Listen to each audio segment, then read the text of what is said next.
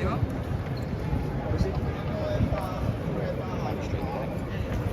Yes, they are. Here's something you never see at a freedom protest. One's from the other one. Matthew. Rebel. No, the other geezer that we had a little bit of a row with Oh, done. I don't know. Oh, who said that? Might We've be. been here the whole time. It might be. I don't know. What's the matter, really? No, we've got speech one. Must be Hi! for everybody. Why not? Dad, stop. Well, only you are on at the moment. And that's it. Yes. I can't share it. Rob, do you want to get share it? I've shared it on my Telegram. You have? I can do it manually. From my other side. But it does pause the thing for a bit.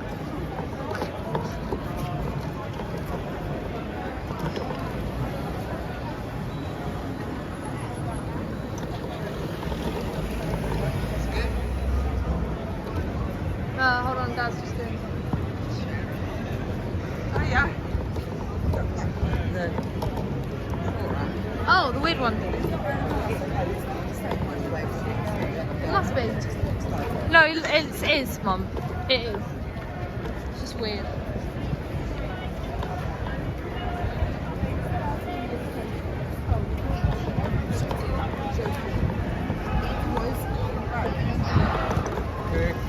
Oh.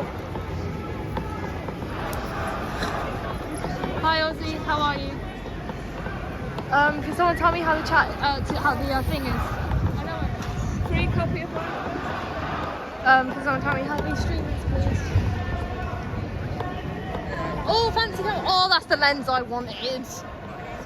Yeah. This is still a good lens, though. This one here? Yeah. Look at that. That's a sexy lens.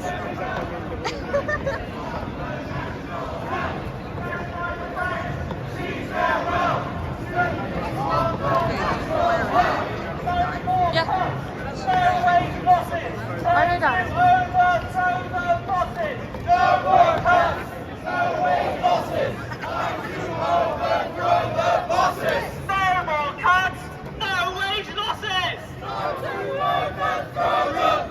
Can't hear you.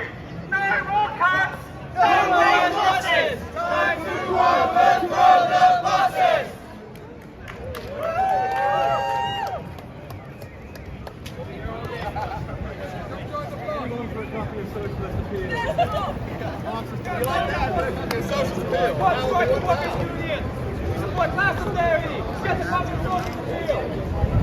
He's talking to Buster.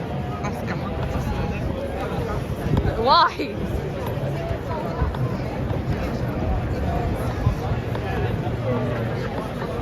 Right?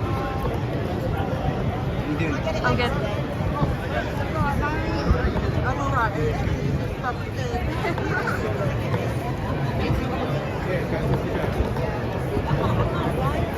It goes all the way there down to like half a mile. About how long the car? You want to get that footage, go and do that along there, it's literally right down in, and then Tifa's down in the dressing back. Amazing! Thank you, Becca. So are they marching down that way then? They must be if it's all down here.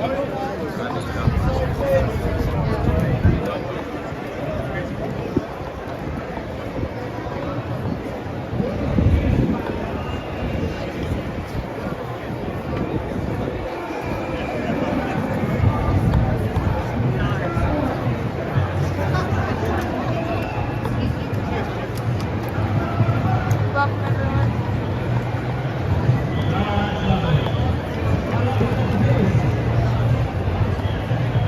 It's all cordoned off.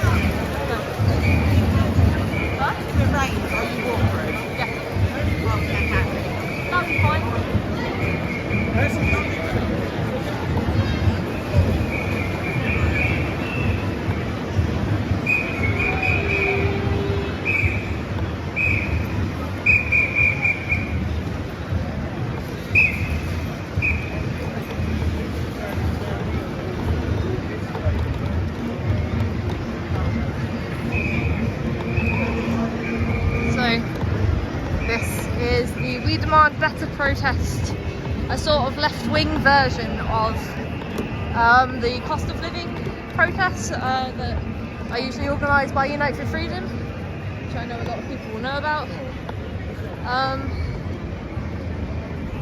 It's basically saying that people should have a pay rise due to the price rises in fuel and everything, and food. Ending racism on work grounds.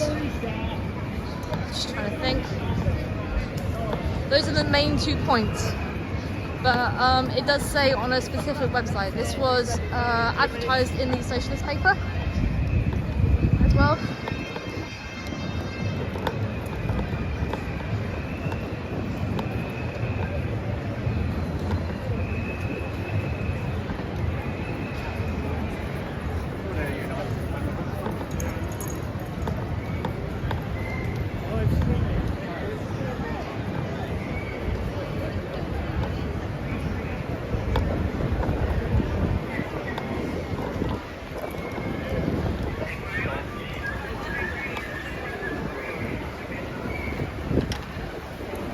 Looks like at the moment this is the end of the lineup, so I'm going to swap my bag with Dad's because my watch out, car behind you. Swap bags.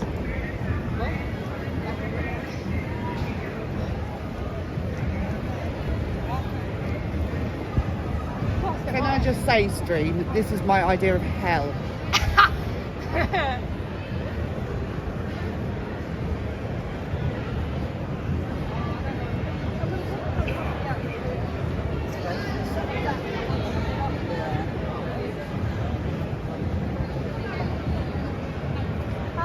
Take care, Angela.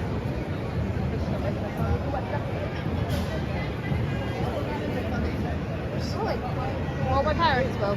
I'm the reporter, so I can't. Oh, we've got the Scots.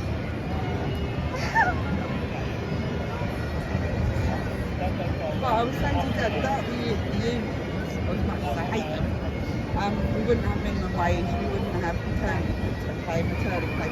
All these fuckers have just had 2 years off work. Yeah, but furlough. Freaking pay. Furlough, yeah. And war as well.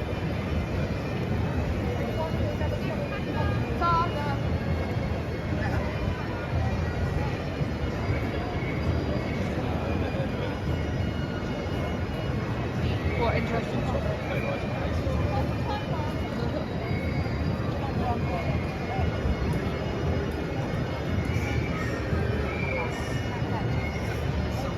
Okay.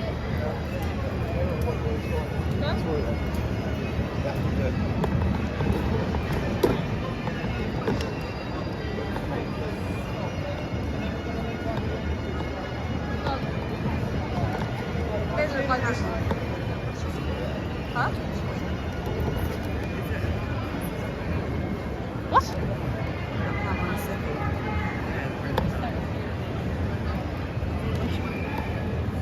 It's... Oh, is it Russian? No, yeah. Oi! I shouldn't actually have to censor the stream. Sorry. Are you guys making it funny? Right, so it looks more like a parade today. But it's still fun.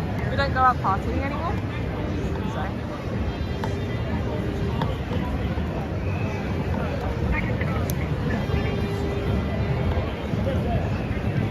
I'm also taking some photos which can be found on my Instagram. Say ow, but it's mine. Hi, Ilya. Hope you're okay. Who else have I said hi to? Mick. Swift. Hope everyone's doing well.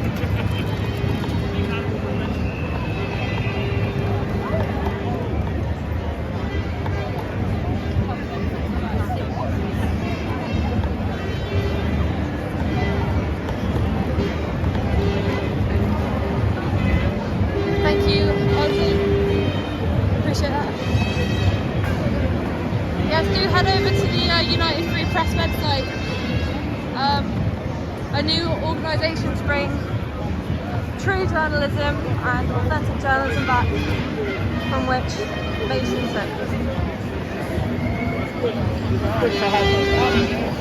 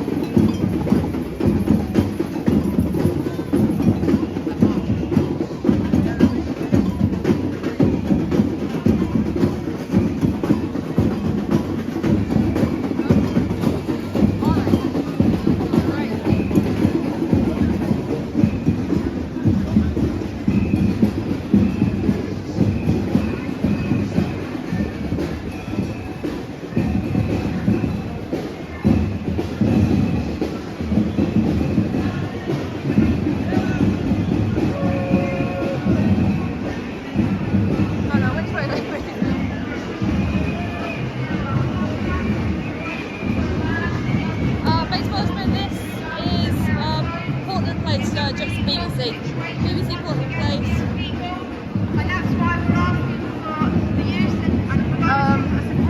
A closed tube station is Oxford Street. We've got leaflets here about what we stand for, what we're aiming to do.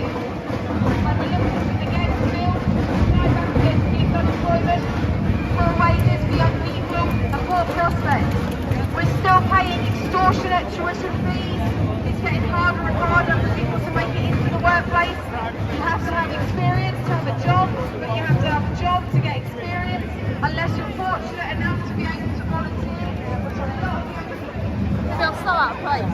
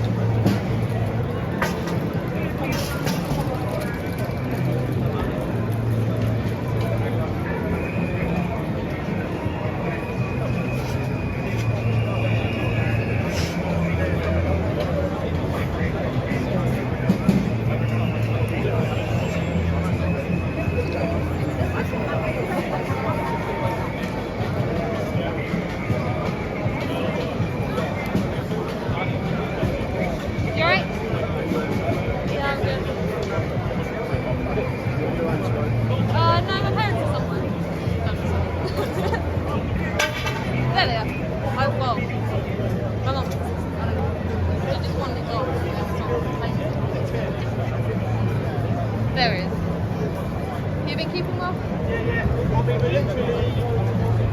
Miss Diana Abbott.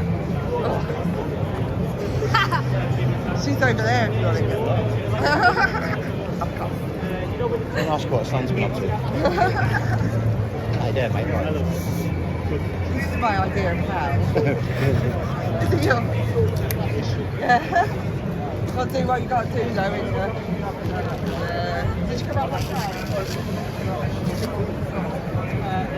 Busy. Yeah, it's warm. Literally walking up the number.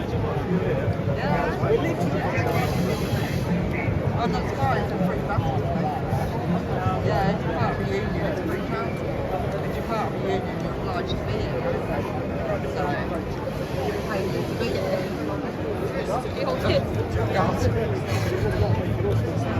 It's a bit ambitious. Too hot. Last time my mum said, no, you're not wearing something like this, I Now I overheated, can't be asked. I overheated in my jeans. So now she can just deal with it.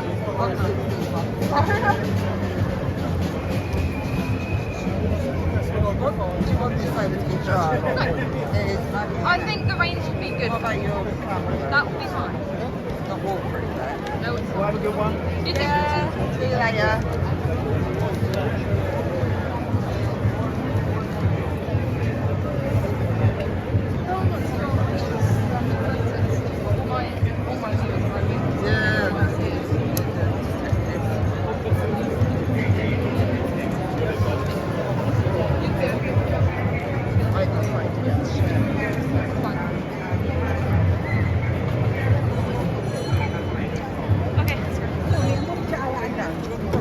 No, I'm fine. I Concerned need. about your camera getting wet. Huh? Where is she? Is she speaking? I'm scared to stop.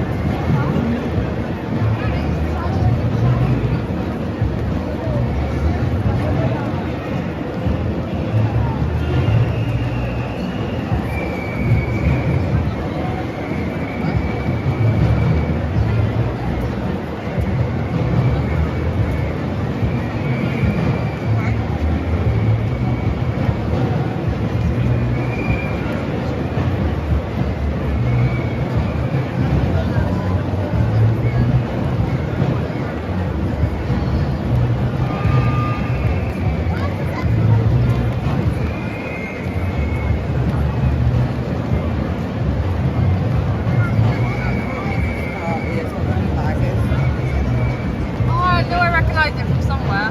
Communist Party. China virus.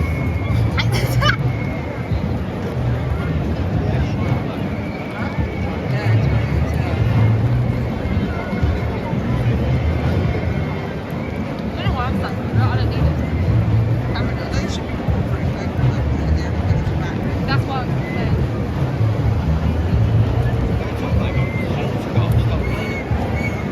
But it's really hot. I took it off because it was starting raining because it was really hot. I might put it on because I took a long time for my hair though. You guys will need to hold stuff again.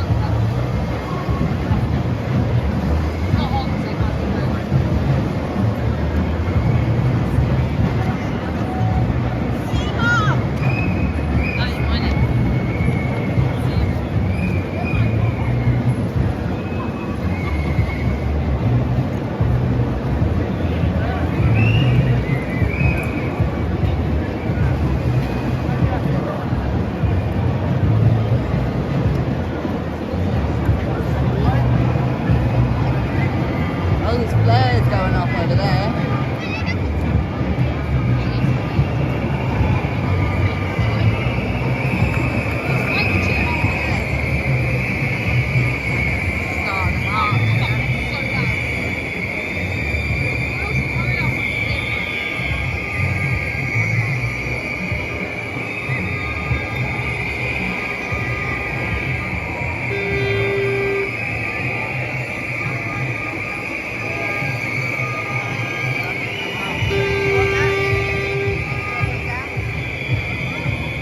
It should be okay. It's nothing really. I've got another one anyway. It's not supposed to be that much,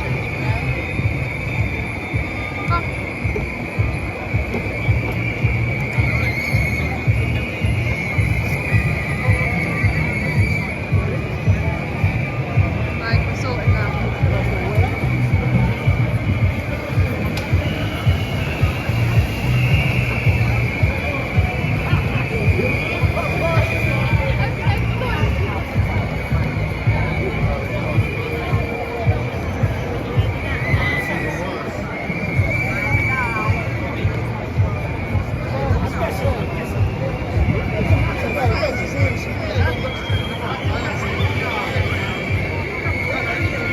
I'm not in the process. I can't help myself. Hello, I obviously you both well. You okay, yeah? Yeah. I would like to see one on a Monday or a Tuesday. Shut down Parliament when they're trying to get to work. That's what we need, not really on a Saturday. That's the week after work. Anyway, we're here anyway, so enjoy. Take care.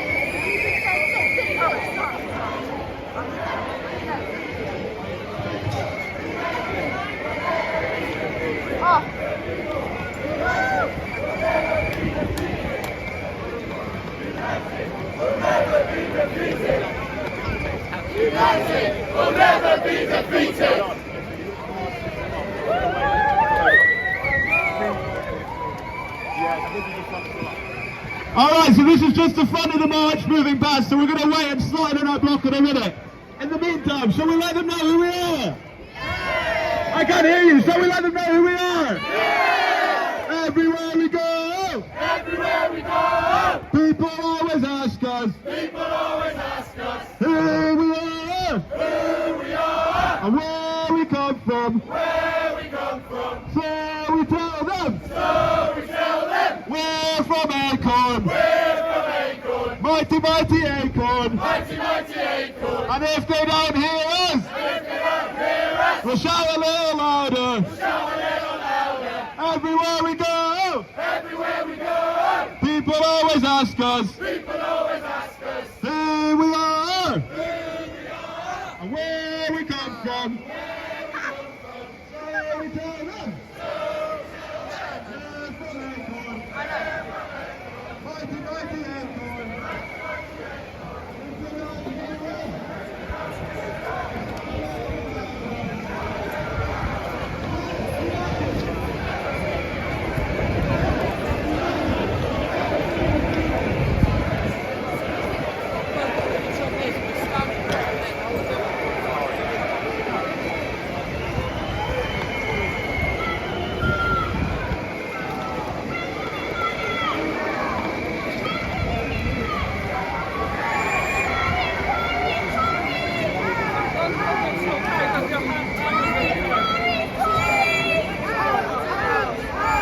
What do we want? When do we want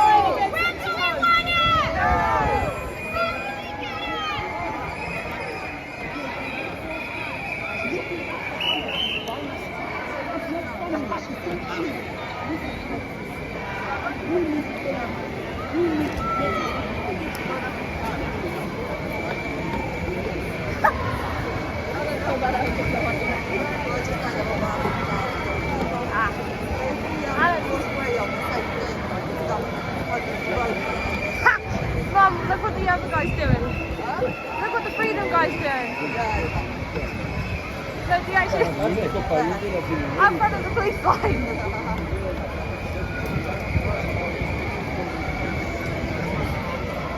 I've just got my eye out for this then.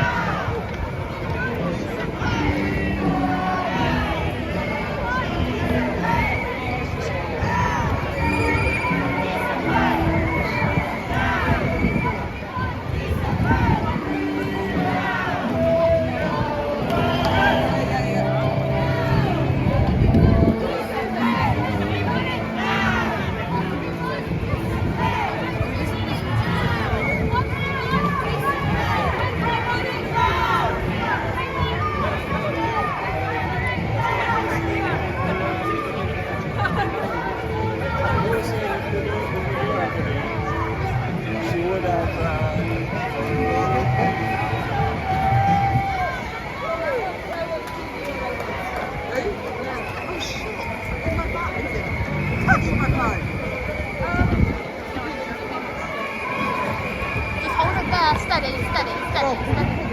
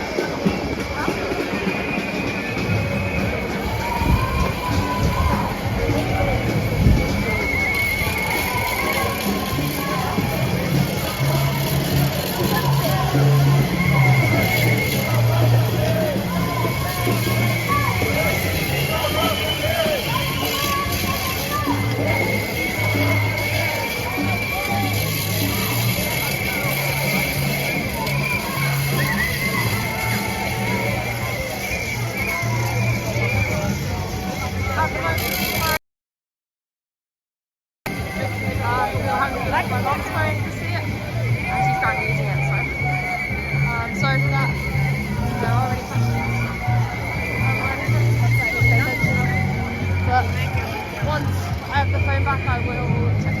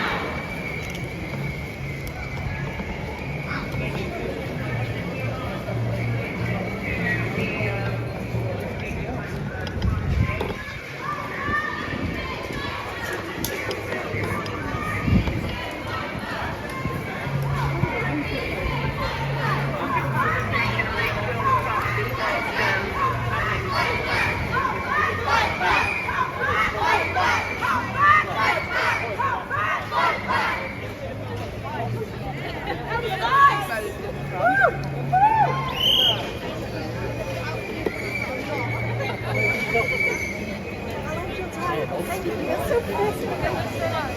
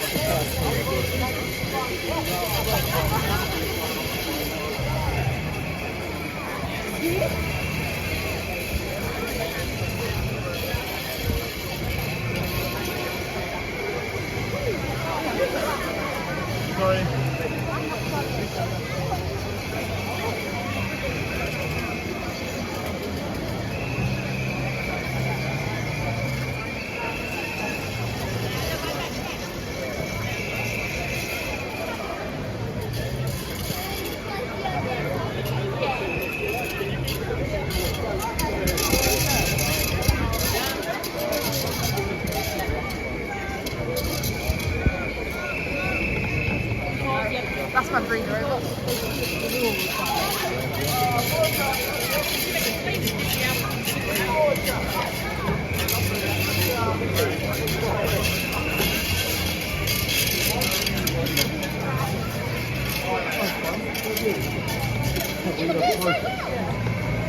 What's wrong?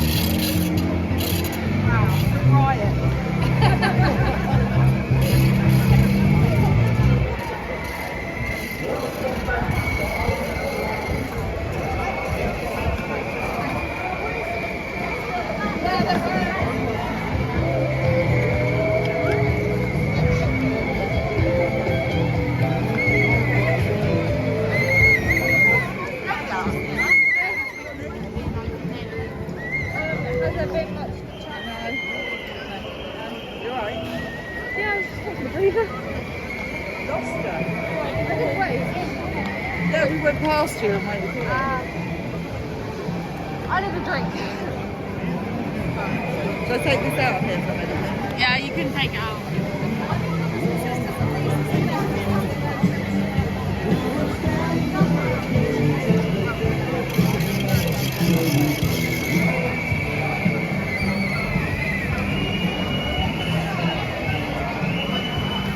Look, look, look.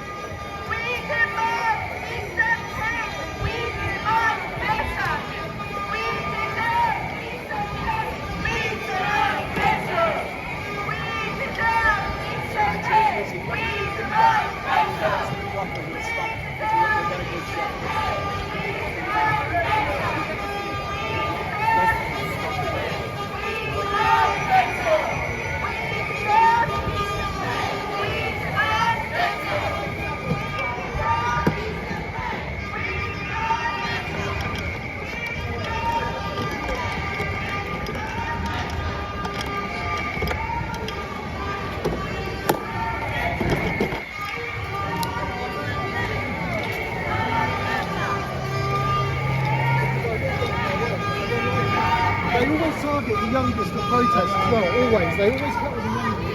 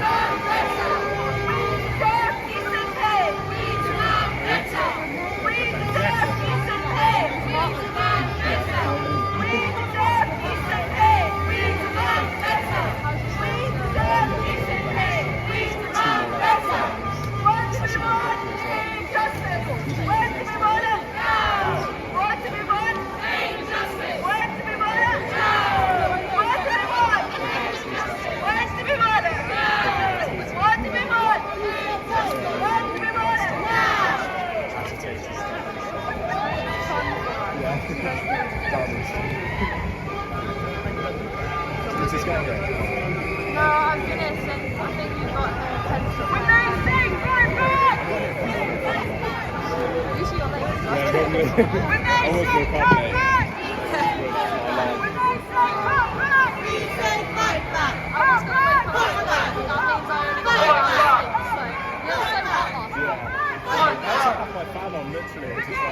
wasn't allowed to. I'm like, just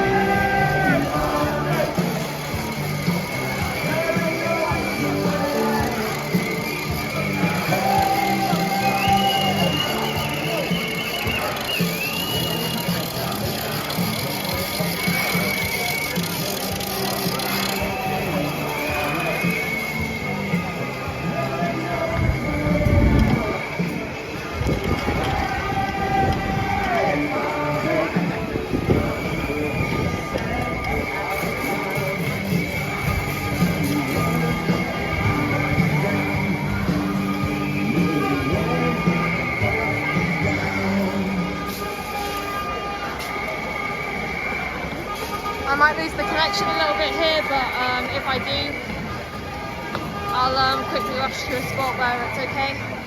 I just remember from the last protest. This is a bit of a dodgy area for a connection. It also smells very bad.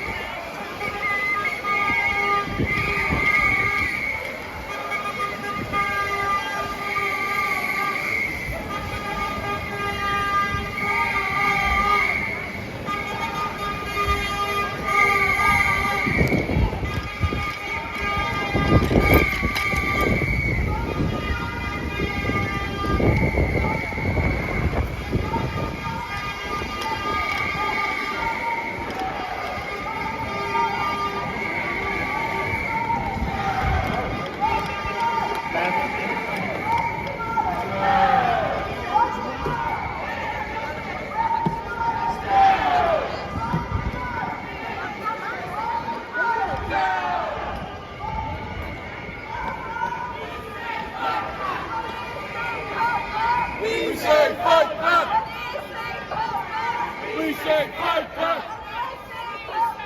We say fight back! Fight back! Fight back! Fight back! Fight back!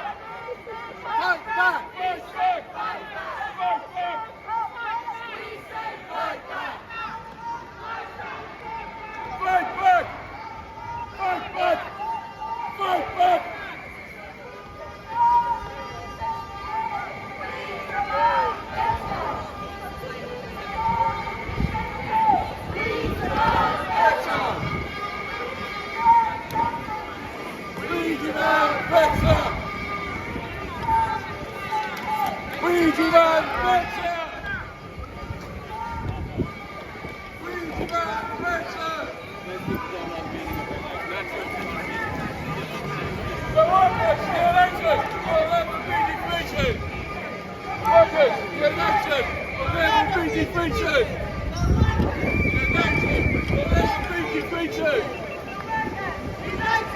We'll never be defeated!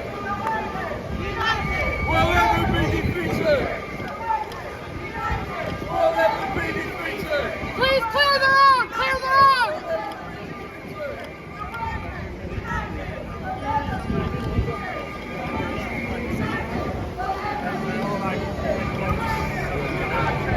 For the movie bar.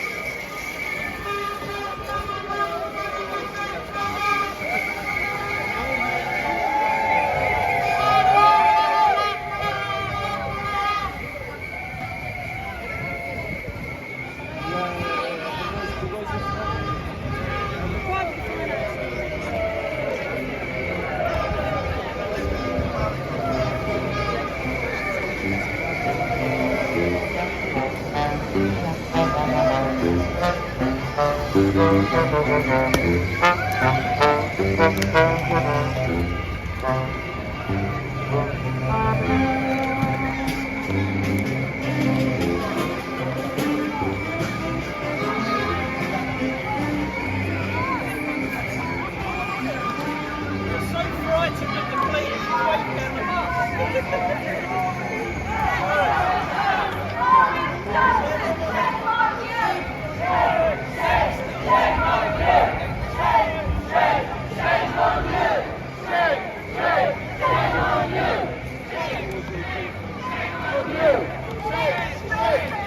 on you! Shame, shame, shame on you!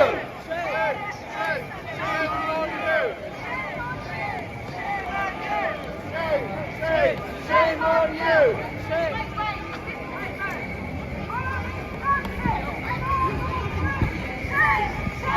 Shame on you! Shame, shame on you! Shame on you! Boris Johnson and your crew! Shame, shame, shame on you! Boris Johnson and your crew! Shame, shame, shame on you! Shame, shame, shame on you! Shame, shame, shame on you!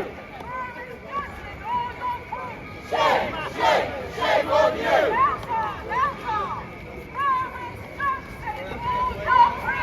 Shame, shame, shame on you! Shame, shame, shame on you! Shame, shame,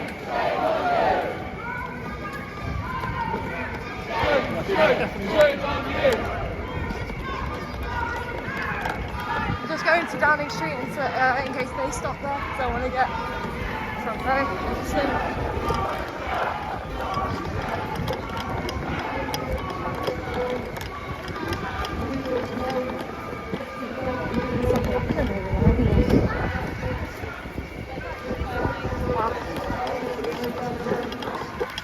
And also, radio mail workers are going to be balloting for access to the Taliban. It's part of this. Huh?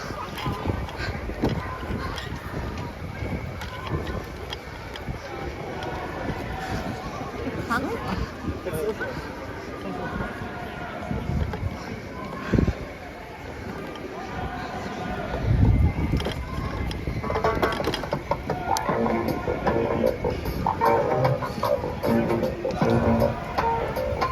Hello.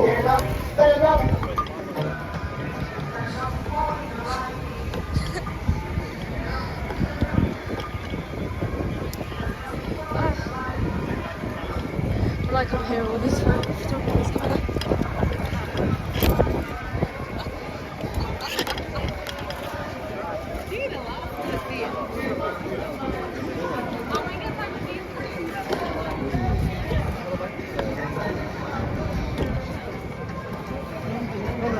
This will open up later, but it won't come over.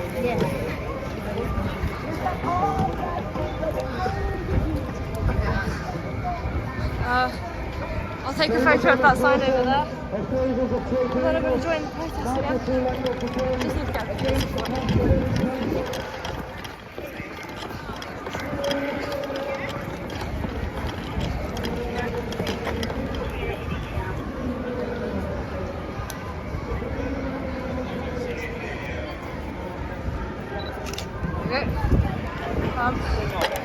These photos, like I said earlier, will go on my Instagram. So please follow that if you'd like to see them.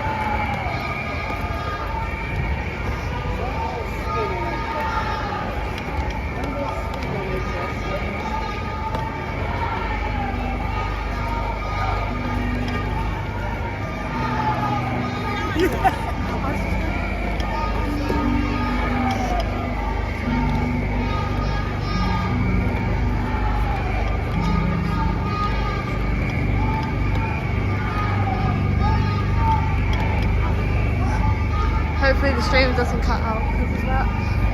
Sometimes it does. Sorry, I haven't been able to read chat everyone if there is much in the chat. It's my mum needs her phone, so. And my other one isn't very good.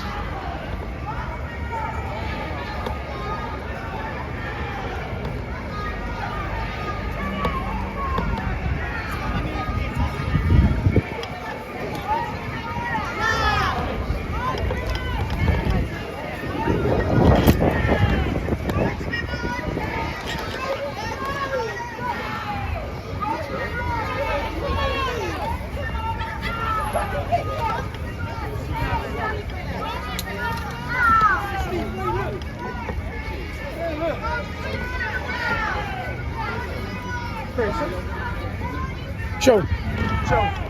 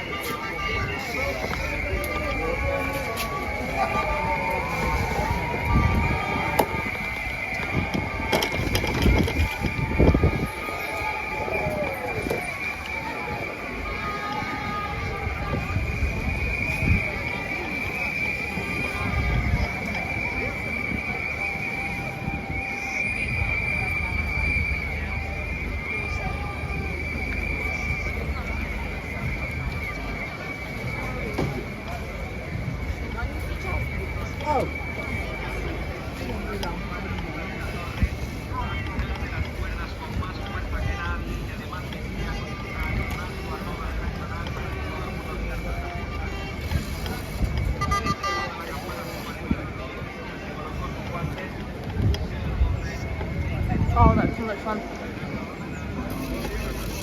Mum, if you can hear me, come to me quick because I need a new GoPro battery. Thanks.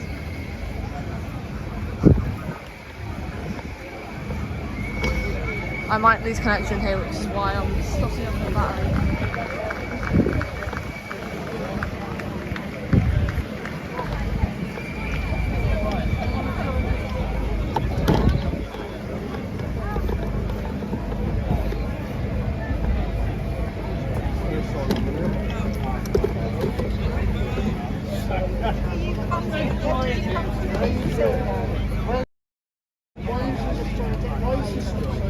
Wait, where are you?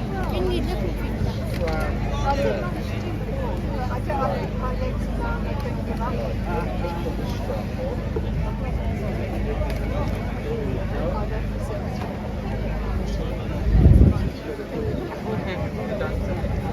We demand better!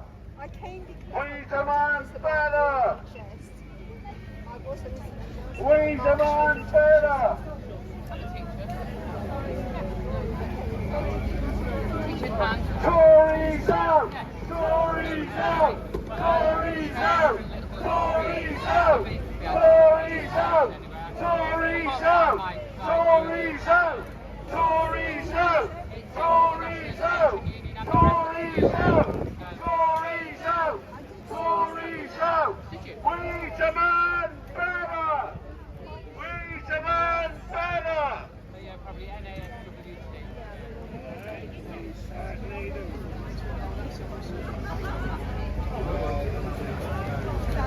Supposed to go between Slating and Burnham's worship, hasn't he? You know what, Andy John?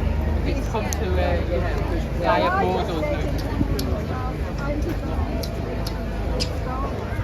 Where?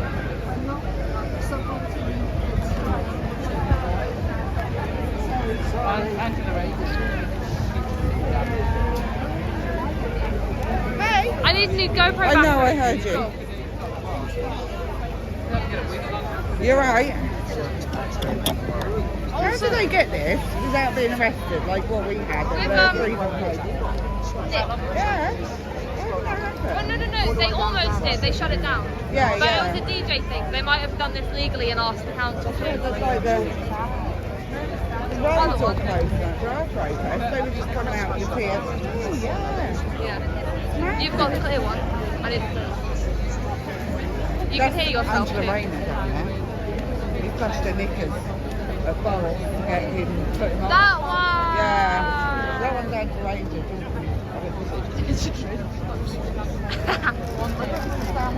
Thank you.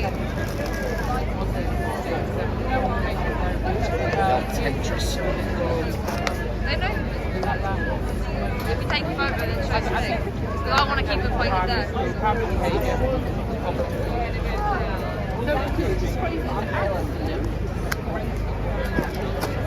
Like what are you doing? What's your No, you put the other one in the back.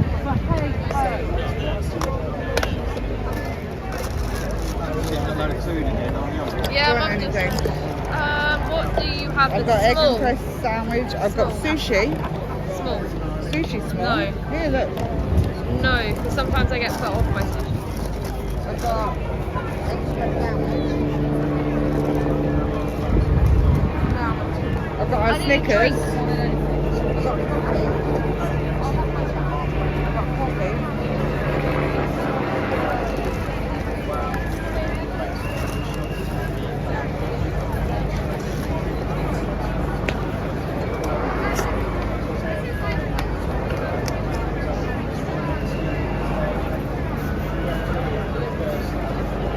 Wow. Hot. Treat. In it. Yeah. You should just show her smoking. She's having Oh. a bag. She is. I don't care. You have bag. I'm not fucking Labour councillor. It doesn't matter. It does matter. They People put still have- bloody things up. Putting the taxes up. But they're still paying for them as well. She probably is. Should we leave you? Huh? Do you want this bag here? Can you take it? Yeah, because it's Take that one. it's raining. I don't want to get It's what? that. I ran. I know you did. I was trying to chase you. Okay, if you need us, I'll be listening. Yes. Oh, okay. Sounds weird. I'll be listening soon.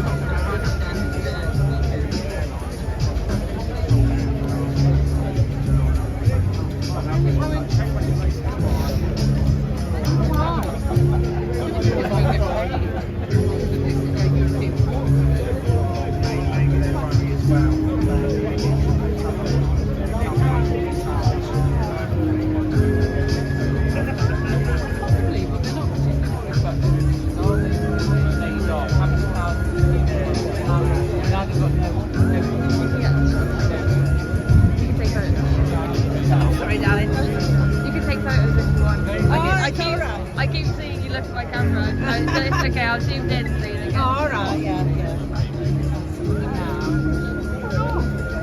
Just worry about myself. Oh yeah, don't fall.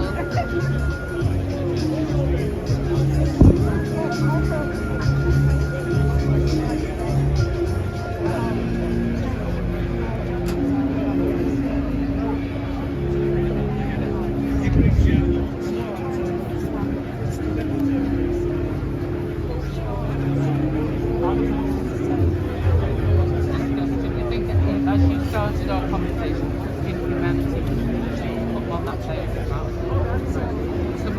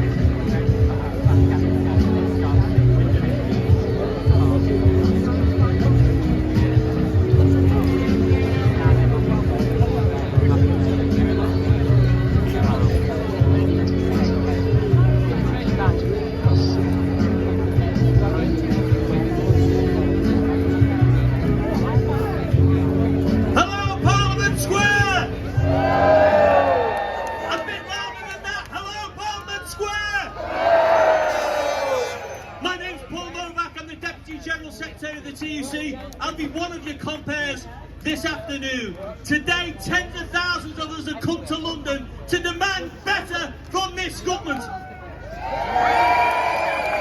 So let's hear you say, loud and proud, we demand better! We demand better! We demand better! We demand better! We demand better! Hello, trade union movement. It's great to see people here from right across these aisles. I'm Ross Foyer. I'm the General Secretary of the Scottish TUC, and we are united. We are united in saying we deserve better, we demand better, and we're going to speak today with one loud voice because the fight back starts here.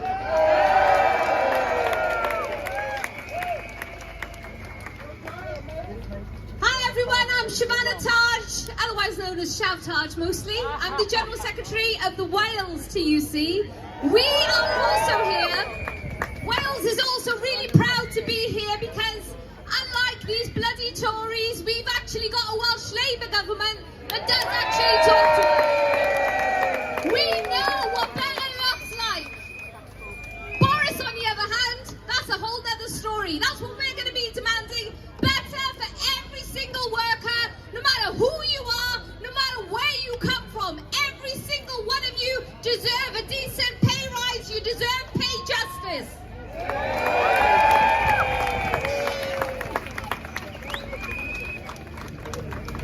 Okay, so I'll use this one. Okay. Right, we've got some amazing speakers for you, really, really good speakers for you. We're going to have workers up here, we're going to have general secretaries, we're going to have all kinds of people speaking today. I just want to give a big shout out to all the various different banners that we can see. There's lots of different unions, there's lots of different grassroots organisations that we work with very closely. So without further ado, I would like to invite Sue Ferns up, who is the president of the TUC.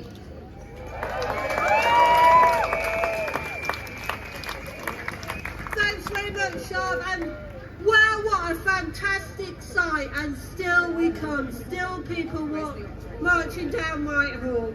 Isn't it great to be here all together today, from across the country, from across the union movement, from different places, from different workplaces, but united here today with one message: we demand better. But you know what, it's so fantastic to see you all here today. We shouldn't be here at all. We're here because we've got a government that's run out of steam, run out of ideas, doesn't care about workers, and has left us with no other choice. We all know that the cost of living crisis is hitting workers hard. Everything's going up but our wages. Energy bills through the roof. Putting food on the table is costing us more and more, and you've got to empty your wallet to fill up your car. And worst of all, there's no government plan to do this. We don't have a government that can rise to this challenge. No plan to tackle in-work poverty, currently at its highest ever level.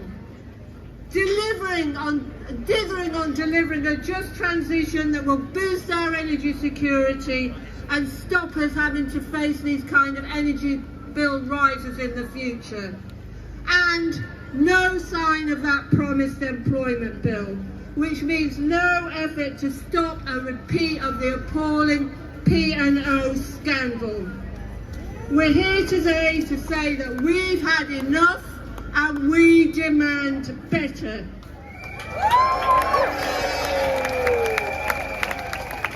We need an industrial strategy to grow the economy and deliver good jobs, union jobs in every nation and region of the UK. A real pay rise and a real living wage for every worker, and properly funded public services that we all deserve, and fair pay for our tireless public servants. Friends, that's what we've marched for today, what we're fighting for, and we will carry on fighting. We demand better.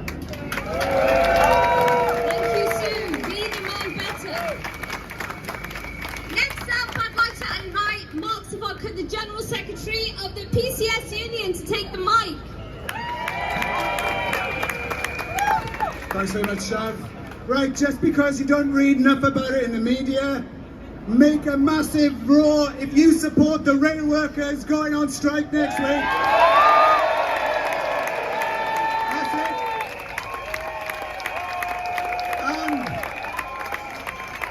And also, the PCS members on strike this week in the British Council, the college workers on strike, our postal workers balloting. Make a roar for every worker standing up and taking industrial action.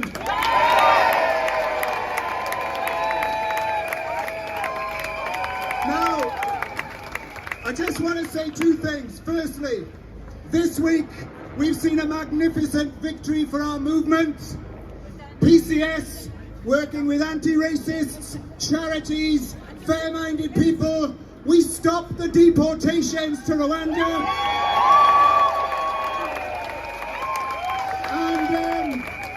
And the government has announced today they're now putting electronic tags on those people they didn't send away. If you think people should be welcomed here and treated humanely, make a massive roar to welcome people to this country.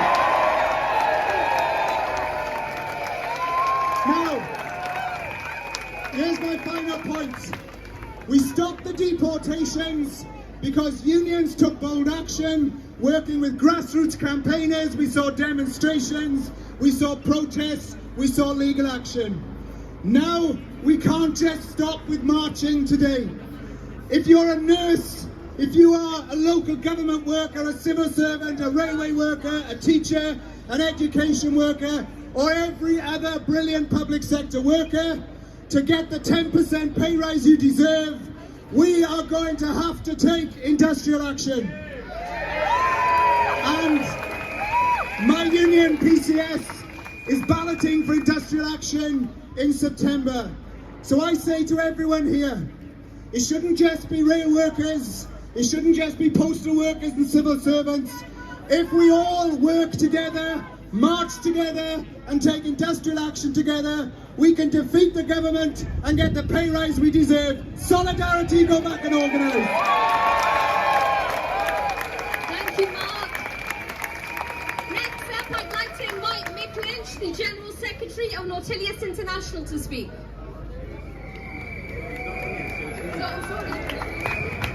Okay, thank you. My name's Mark Dickinson and I'm General Secretary of Nautilus International. A small but a not very well known trade union until very recently, thanks I guess to the outrageous actions a little over 3 months ago. 786 loyal and dedicated seafarers were disgracefully and illegally sacked by P&O Ferries. Sacked without notice or consultation. Not made redundant, but sacked. 786 people. Workers with families to care for, bills to pay, saw their jobs cruelly taken from them in the space of 3 minutes of a recorded video message. That's right. P&O Ferries couldn't even look their workers in the eyes before they sacked them. Friends, following the news that our members were sacked with immediate effect, adding to the contempt P&O Ferries held their workers, they employed handcuffed trained security personnel, some wearing balaclavas, to force crew off their vessels. Vessels that are their workplaces, yes, but also their homes for most of the part of the year. They treated them as nothing less than common criminals. Except it wasn't Nautilus or RMT members who broke the law. It was P&O Ferries and their chief executive, Peter Hebblethwaite. Thank you. He even admitted to breaking the law when he was hauled in front of a parliamentary select committee over there, over the road, and what's worse, he said he would do it again. No shame and no regret. P&O Ferries' disgraceful actions have turbocharged the race to the bottom in pay and working conditions of seafarers here in the UK and beyond. We must not let this continue. We will continue to fight for our members and all seafarers, for justice, for accountability in the boardrooms, for action now. Friends, P&O Ferries should be a warning to every single one of us. This isn't just one bad apple. The weak employment laws in this country and further restrictions on the work of unions must be addressed. P&O Ferries must be a turning point. We need a new deal for workers in this country. We must join forces across the trade union movement and demand stronger collective bargaining rights and an end to exploitative employment practices like fire and rehire. We can only do this together. We must demand better. Are you with us? Thank you. Thank you, Mark. Next up, I'd like to invite Glory Mills, the chair of the TUC Race Relations Committee, to say a few words. Mum, can you quickly come here, please? Or either of you? Good afternoon. Good afternoon, everyone. I want to bring you greetings from Unison and our equality team, our equality officers or members, and also our black members. But I want to speak about what's happening in terms of what black workers are demanding in terms of the government. You know, we sent first of all our solidarity to all workers striking for better conditions and striking for equal pay. Because as trade unions we exist. And the reason we exist is because we want to stop the unfettered abuse of management, corporate and government power. That's why we are here. And we're here. And we are here to resist. We are here to resist the corruption that we have seen taking place with the awarding of contracts under COVID. And I think we need to stand up now and demand that we protect and the government protect the public purse. It is not a piggy bank for corporations and for the Tory cronies. But we also need to send solidarity with all the workers in the UK who have been fighting to end privatization and also get their jobs back in-house. So congratulations, well done to all of them who have won insourcing of their jobs and have actually restored a level playing field. But we must also support Chris Small and the Amazon Workers Union, because if we do not support them, we will not have trade union power in the workplace to make a difference. So we are demanding an end to racial segregation of the labour market. And we have seen how pernicious it is in this country, but how pernicious it is in America. And one of the biggest wins for the Amazon Labour Union is an end to the racial segregation in that company, where black people are stuck to the floor and the ceiling is so low that you cannot rise at any level in that organization. But comrades, this is happening in this country as well. So we want to say we are standing up and demanding equal pay. We are demanding equal pay for women. We are demanding an end to the gender pay gap. And we are calling for an end to the disability pay gap. And we are supporting our LGBT workers to have full equality, dignity and respect in the workplace. So we're demanding no more precarious employment, no 0-hour contracts. We want access to good paid jobs, pensions. And I want to say, we send our solidarity with the 1950s women, the WASPy women, fighting against state pension, fighting for their state pension. And we must not forget them. So I want to say, comrades, let us continue this fight. Together we will win. We will speak up. We will stand up. louder. Enough is enough. We want an end to exploitation, and we want to see racial justice and equality in this country. Onwards, forwards ever, backwards never. Thank you. Thank you, Gloria.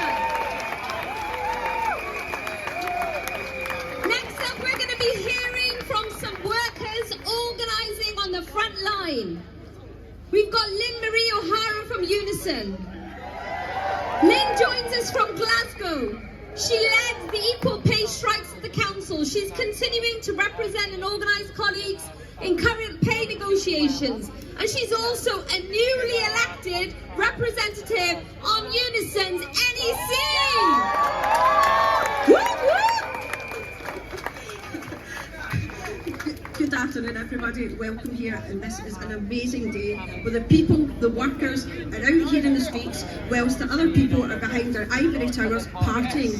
We were not partying. I have been very fortunate to be seconded to my trade union for the last 3 years, and I represent the low-paid workers in Glasgow. But it's not all about equal pay. That's a huge part of it. If you're not being paid fairly to begin with, and £500 million so far evidences the fact that we are not getting paid fairly, to then have this cost of living crisis or cost of capitalism crisis, we have to address the fact people need paid to go to work. They go to work every day and deliver the essential services, and now we have a cost of living crisis.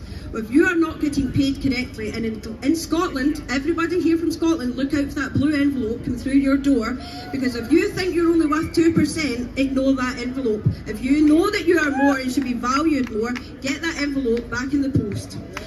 What I also have to say is the cost of living's gone through the roof, and you're not getting paid fairly or squarely. No recognition, no value. It is an absolute disgrace. The people who I represent could not work from home, and that is no disrespect to the people that did keep things running behind the scenes. They were out there cleaning. When does cleaner become a job with a capital C, like a doctor has a capital D, or a member of parliament has capital letters? Cleaners and your caterers, your janitors, your education support staff, home care, social work, the list is endless of the people that were out there sacrificing their life every single day and not getting pay recognition or valued in society. And another thing, you should not have to be worried about how it is that you heat your home or you eat. The thing is, if you are going to address what the climate injustice is in this society as well, in this world, it's not a case of I can't afford to heat my house and that's my job done. The point is, get things done properly, and let's start these rallies every weekend, and let's get a general strike. Thank you. Thank you, Lynn. Next up, I'd like to invite Yvonne Thomas and Patricia Gambria from GMB. Both Yvonne and Patricia are care workers from Birmingham City and Midlands. Both were key workers during the pandemic. They played a pivotal role in protecting their colleagues and made sure that all of the people that they were caring for were safe as well. And they are GMB workplace reps. So over to you. Thank you. Good afternoon. Good afternoon. Yvonne Thomas, GMB rep and president for the C40 care branch. As a care worker, I've seen firsthand the issues facing care workers. The stress of finding ways to cope with the increase in inflation.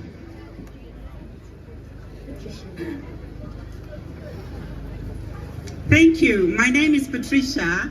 I'm a mother, I'm a care worker, I'm a lecturer, and I am a GMB member. As workers, we demand better sick pay. Why should we go to work while we are sick? Simply because we are afraid of being paid £99.35 per week. It's not even worth the price of petrol. We deserve better sick pay as workers. Thank you. The GMB care branch has put a motion into Congress asking for a person-centered legal ratio of carers to service users because we are overworked and overlooked by this Tory government. We are living in the worst economic crisis in 30 years. The DMB has launched the Fight for 15 campaign. Support care workers. We demand better. Thank you. We demand better. Thank you, Yvonne and Patricia. Next, I'd like to invite Kieran Stoneley, who is a rep from Unite, to come and say a few words.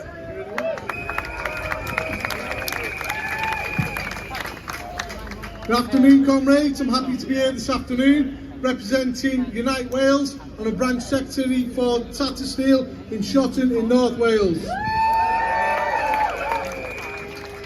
I'm a steel worker in North Wales and I'm angry. Angry about the rise in cost of living, angry that workers are facing wage cuts. Together with collective bargaining, we can make this world a better place. Solidarity with everybody, and we demand better. Thank you very much.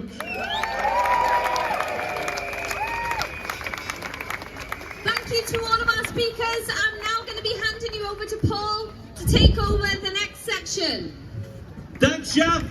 Let's have a huge Parliament Square welcome for the General Secretary of the TUC, Francis O'Grady.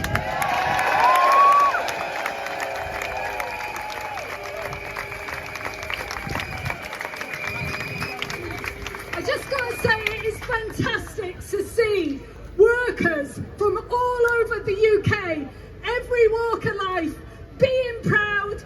Workers are united. And we've got a message for every tight-fisted boss, every Tory minister. Enough is enough. We want decent jobs, an end to zero-hours contracts, a new deal. We want to stop fire and rehire. And I make no apologies for this. Every single worker deserves a pay rise.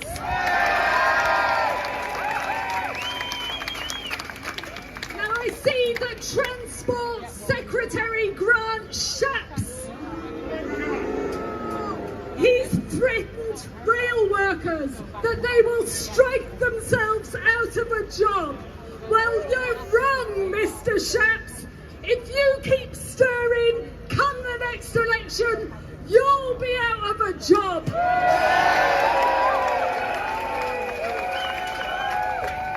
And he can take the rest of the cabinet with him, because this cost of living crisis is Tory made. The Tories chose to cut universal benefit.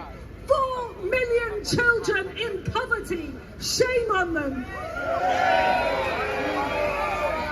The Tories chose to cut nurses' pay and all public services pay. So we've got nurses and care workers queuing up at food banks.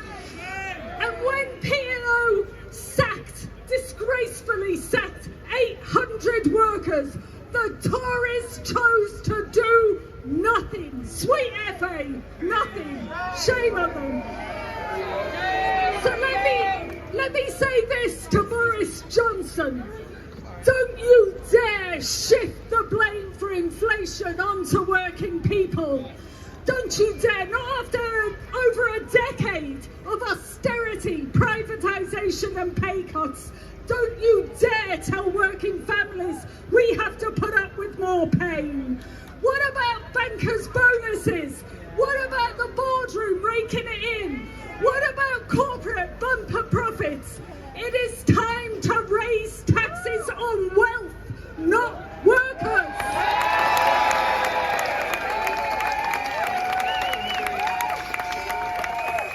And I will end with this. This demo is just the beginning. We have got a programme of action. This is just the beginning. We are going to stand up for our pandemic heroes. We are going to stand up proud. We are going to stay strong. Join a union. Encourage your mates to join a union. And together we will stand proud and we will win. Thank you.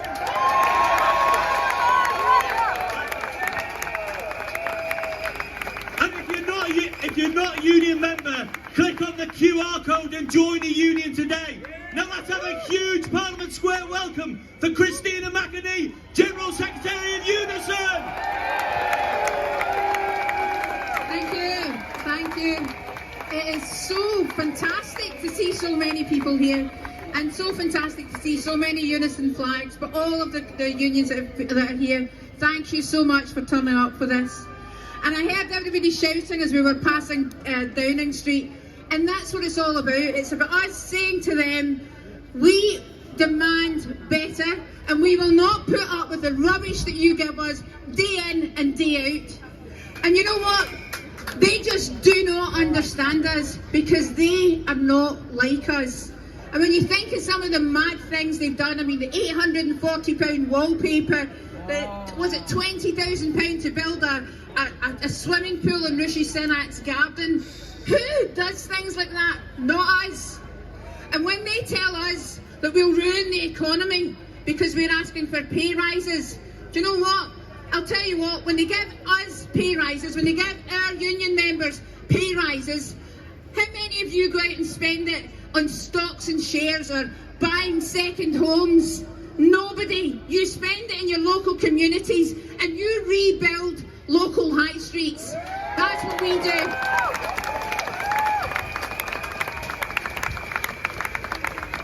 Never apologetic for demanding decent money, decent pay for my members and for public sectors and for all workers across this country. Because all you have to do is think back to the worst days of the pandemic and the people who were holding the hands of dying patients in hospitals and care homes were our members while they were partying in Downing Street, an utter disgrace. And I frequently get asked by journalists, but surely your members, people who are care workers and NHS workers and social workers, they won't really take strike action, will they? Well, yes, they will.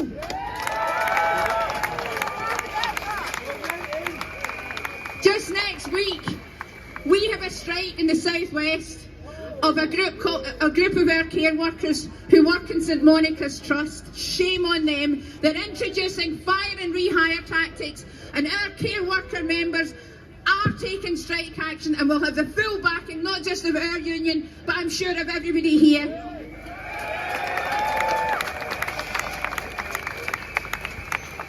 And so, the strong message we send out from today is, we are resolute, we are strong, we are up for the fight. But we have to work together as trade unions. We have to work together within our own unions, but also across the union and labour movement. And once we get that done, we as a movement can take back control, can tell these Tories that we will not put up with this any longer, and we will not put up with our members having crap pay rises while inflation's running at 10% and they live the life of luxury and are able to, as Francis said, tax the poorest in this country but not tax the wealthiest. So I am so pleased that we're all here today. Thank you so much. Keep up the fight.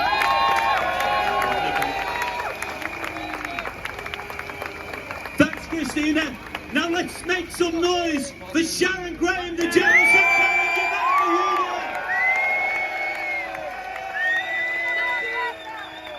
Thank you, Paul. And thank you, friends. I bring a clear message from thousands of workers in Unite who have led over 300 disputes in a matter of months, covering 52,000 workers. Now is the time for action. And to those workers still on strike, from our bin workers in Coventry to our reps in... We stand with you. Make no mistake. We stand with you. Solidarity. And I think it's important for us to talk about why we need action and why we need it now. Well, workers know the hard truth, that once an employer chooses the path of confrontation, moral arguments and round tables are not going to change one damn thing. And let's be clear, it's employers that choose that path of confrontation, not workers. They choose it every time they fire and rehire workers. Every every time they get rid of good jobs, every time they decimate our communities, and every time that they choose to close final salary pension schemes. Well, no more. The trade union movement has to now be reborn. We've got to come and be reborn. They might call it the summer of discontent. We call it the summer for fighting for jobs and decent pay. Friends, workers are being lined up to take the hit for this crisis, a crisis not of their making. And at the same time, we are being conned, we're being lied to, we're being taken for a ride by the rich and the powerful. But we're not going to allow it. How dare the Governor and the Bank of England call for pay restraint, but ignore huge profits? We will not be doing it. I just want to talk a little bit, friends, about the wall of silence that's going on, about profiteering. And I think we need to call it out right now. We're in negotiating rooms and we're hearing it. But let's hear the truth. The profit margin of the FTSE 350, the biggest companies in Britain, have gone up by 70% since before the pandemic. And I'm going to repeat it because it's important for us to know it. The biggest companies in Britain, their profit margin has gone up by 70% since before the pandemic. It's not wages putting up inflation, it's profits. So deal with that, Prime Minister, before you come after workers' pay.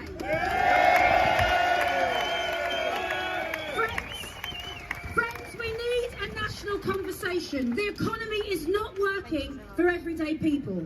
Politicians have failed. They do not represent the interests of workers. That is why we must now take action ourselves. We are not going to get change by lobbying in Westminster. The only way we're going to get change is by doing this ourselves. So friends, let our heroes be in number. Let them be the collective. This is what matters now, and we cannot forget it. The baton has been passed on to us. Workers and their communities are watching. So it's time to stand on our own 2 feet. Stop apologising. Be proud of who we are and do our job and fight for working people. Solidarity.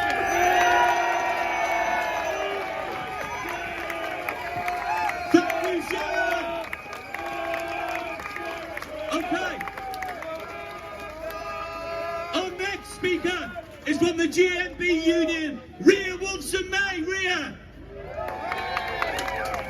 Thank you so much. Gary Smith, General Secretary, sends the solidarity. Sorry you can't be here. My name's Ria Wolfson, I work with GMB. Over lockdown, I organised with care workers, cleaners and refuse workers in Glasgow. We fought tooth and nail for the most basic facilities to keep them safe. Care workers balloted for strike action to get testing, and workers took on the government for PPE. But across the country, workers were going to work in bin bags to protect from the most vicious disease that killed millions. Bin bags. That is what I see when I look at this government. Bin bags. Workers were promised a new normal. Key workers would emerge out of the pandemic into a society that finally valued their labour and a government that recognised their worth. Lies, all lies. We have a government that turned our care homes into morgues. Whilst they bevied and laughed at us, and their political elite pals like Andrew Bailey, the governor of the Bank of England, who takes home over £500,000 a year, are just wage restraint for our members. Our care workers taking home a penny over the minimum wage. It's disgusting, and something has to radically change.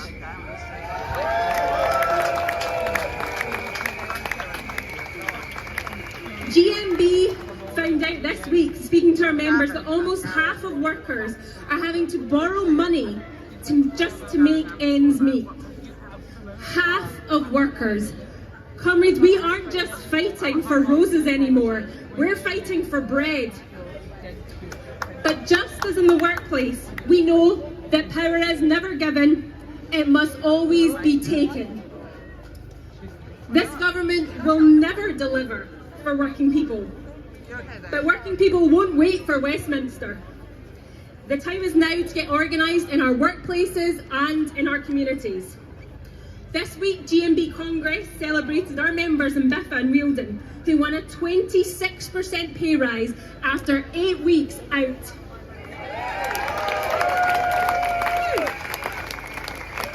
Our sisters in Glasgow and Dundee and Birmingham and Asda are taking on their employers in their tens of thousands. Across the country, workers are angry and are taking action. Our power has always been and will always be on the shop floor. And workers aren't just demanding better, they're fighting for it. And GMB and our sister unions will stand by them every single step of the way. Solidarity. Thank you, Ria. Now, before I introduce our next great speaker, bit of a public service announcement. We've got thousands of people still on Whitehall, and we've got some gaps in the middle of the square. So I don't want to encourage a stampede, but if people can move up gently and fill those gaps, because let's get every comrade that wants to get onto Parliament Square up Whitehall to hear the speeches. So our next great speaker is the Joint General Secretary of the National Education Union, Kevin Corney. Thank you, Paul. Brothers and sisters, this is an amazing demonstration. This is the biggest TUC demonstration since 2011. This is big enough that all of us can go back feeling positive and thinking that we can do more. I've been really proud to march at the head of a bunch of education workers from my union, the NEU, from the NASUWT, from EIS, from the NAHT, from UCU. They're not in the square. The square isn't big enough to have them in, but they are here and they're at the back. They're hopefully listening on the screen. And I tell you, education workers are seeing one aspect of the crisis. They are seeing child poverty face to face. They are seeing child hunger in the face. In this, the 5th richest country in the world, children are going hungry. Their parents are going hungry because they give up meals to feed their children. And I tell you, child poverty has been going up in this country since 2010, but it's going up a lot faster now. In the 3 years since 2019, the number of children on free school meals has gone up by 49%. 1 in every 4 children on free school meals. I tell you, that's not levelling up, Boris Johnson. That is a record of failure. It is a record of failure. It is a record of abandonment of the most underprivileged in our society. And I tell you that child poverty crisis, that child hunger crisis, that cost of living crisis is actually a wages crisis. They used to tell us that kids were poor because their parents were unemployed. 3/4 of poor children in this country have parents who are in work. The crisis is a crisis of wages. The crisis is a crisis of poverty wages. And now they have the cheek to tell us that us having wages will cause inflation. Well, let's look at the record. Teachers, and they're not different to other workers, since 2010, pay has dropped by 20%, by a 1/5 in real terms. That's happened to other workers too. It's even worse for school support staff and for supply teachers. That's what we've had so far. And now the Bank of England says 11% inflation in September. Nadim Zahawi says we're going to get a 3% pay rise. That's a further 8% cut on top of the 20% cut. It's not on. I'm saying it's a wages crisis. It's not a banker's bonus crisis, though. They're at the highest levels ever. I'm saying it's a wages crisis. It's not a profits crisis. Profits are a greater proportion of the economy than ever before. So what I see in the press this morning is Boris Johnson is worried about public support for the RMT. He's right to be worried. We're coming for them. We're coming for them. This is the start. This is the start. This is not the end. The demonstrations are going to go on. More demonstrations, more meetings, more lobbies, more strike ballots. Victory. Thank you, Kelly. And now we're going to hear from some workers on the front line. And the first worker we're going to hear from is Ali Haydoff from the GMB. Let's hear it for the GMB. An Uber driver in Southampton, and he's the chair of the GMB's National Uber Drivers Branch and a union rep in the southern region. Let's have a massive noise for Ali! Fight back! Fight back! Good afternoon, brothers and sisters. As the GMB National Rep for Uber drivers, I can tell you our drivers are struggling to cope with the current fuel prices. The 5p cut on fuel duty has done nothing to help them, and I worry many will leave this vital industry due to the current crisis. Yet this government is doing nothing. Now, when the powers to be fail to act, the unions always step in, fighting for their members, always. Friends, I'd like to share with you GMB's recent success. The GMB Uber agreement has produced one of the best working contracts in the country, providing protection to thousands of drivers, giving them strong voice at work. Drivers are now receiving national living wage, pension, holiday, sick pay, and at the same time, full flexibility when they work. That's what I call proper work-life balance. Now that's what GMB has done, that's what unions do. Make work better. Let's send a clear message to Boris and his mates. We will no longer accept their pocket change. We demand better pay now. We demand our society roots out racism, discrimination of all kinds out now. The country deserves better. You deserve better. Thank you. Thank you, Ali. Our next frontline worker is Jackie Thomas, Community Unionist Steelworker from South Wales, Port Talbot. Give Jackie a massive roar, please. Thank you, everybody. It's a pleasure to be here today because I have seen firsthand the impact of the loss of industries in communities like my own in South Wales, and I'm sure like all your communities across the country, by the torture, by the Thatcher and the cruel policies of that time. We know that climate change is the greatest threat we face today, and we know that fighting it means decarbonising all of our economy. But we can only achieve a green transition if we help our industries decarbonise, like steel. In that way, we can protect our jobs, our communities, and the members I represent. The steel industry has tens of thousands of high-quality jobs across the country in some of the most disadvantaged communities. Steel jobs are good union jobs and support the families and communities.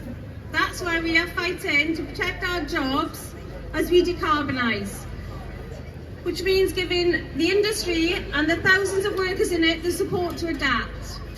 But we can't do that without the government stepping in to reduce the energy costs, not just on the industry, but the whole of the communities. Drop the fuel costs so that we can help our communities and we can get to work.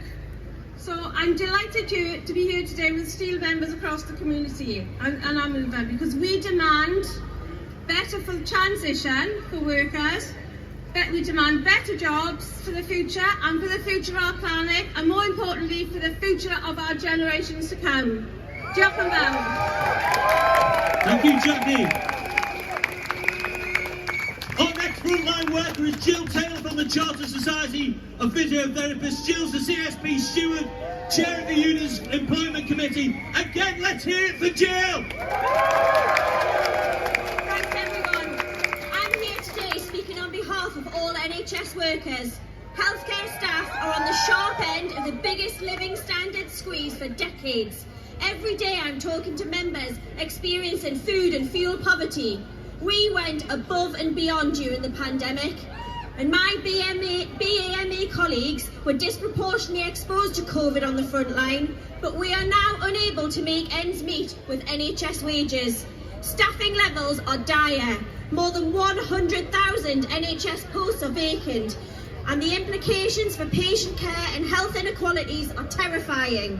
After a decade of austerity, there isn't one easy solution to get the NHS back on track, but there are things that this government must urgently do, including a decent pay rise for everyone, making sure NHS staff are paid at the right level for the work that they do, and pay us properly for our overtime, protect us from limiting excessive hours. Without these measures, NHS workers will continue to leave in their droves. We need to hold this government to account. We deserve, no, we demand better. Thanks,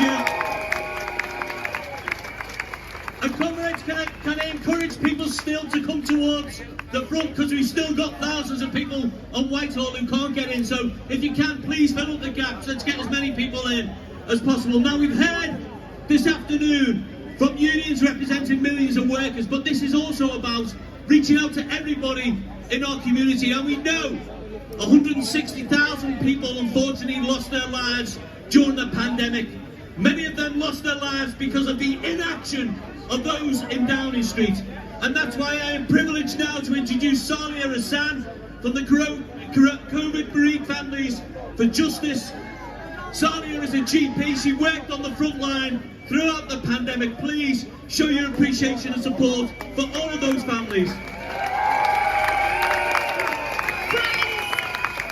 Friends, I just want to say thank you so much for being here today, for so many important matters that are going to be discussed. Thanks for joining us. So I'm Salia Hassan. I'm an NHS doctor. I worked in A&E and intensive care during peak COVID waves. I lost my own father to COVID whilst I was busy working in ITU.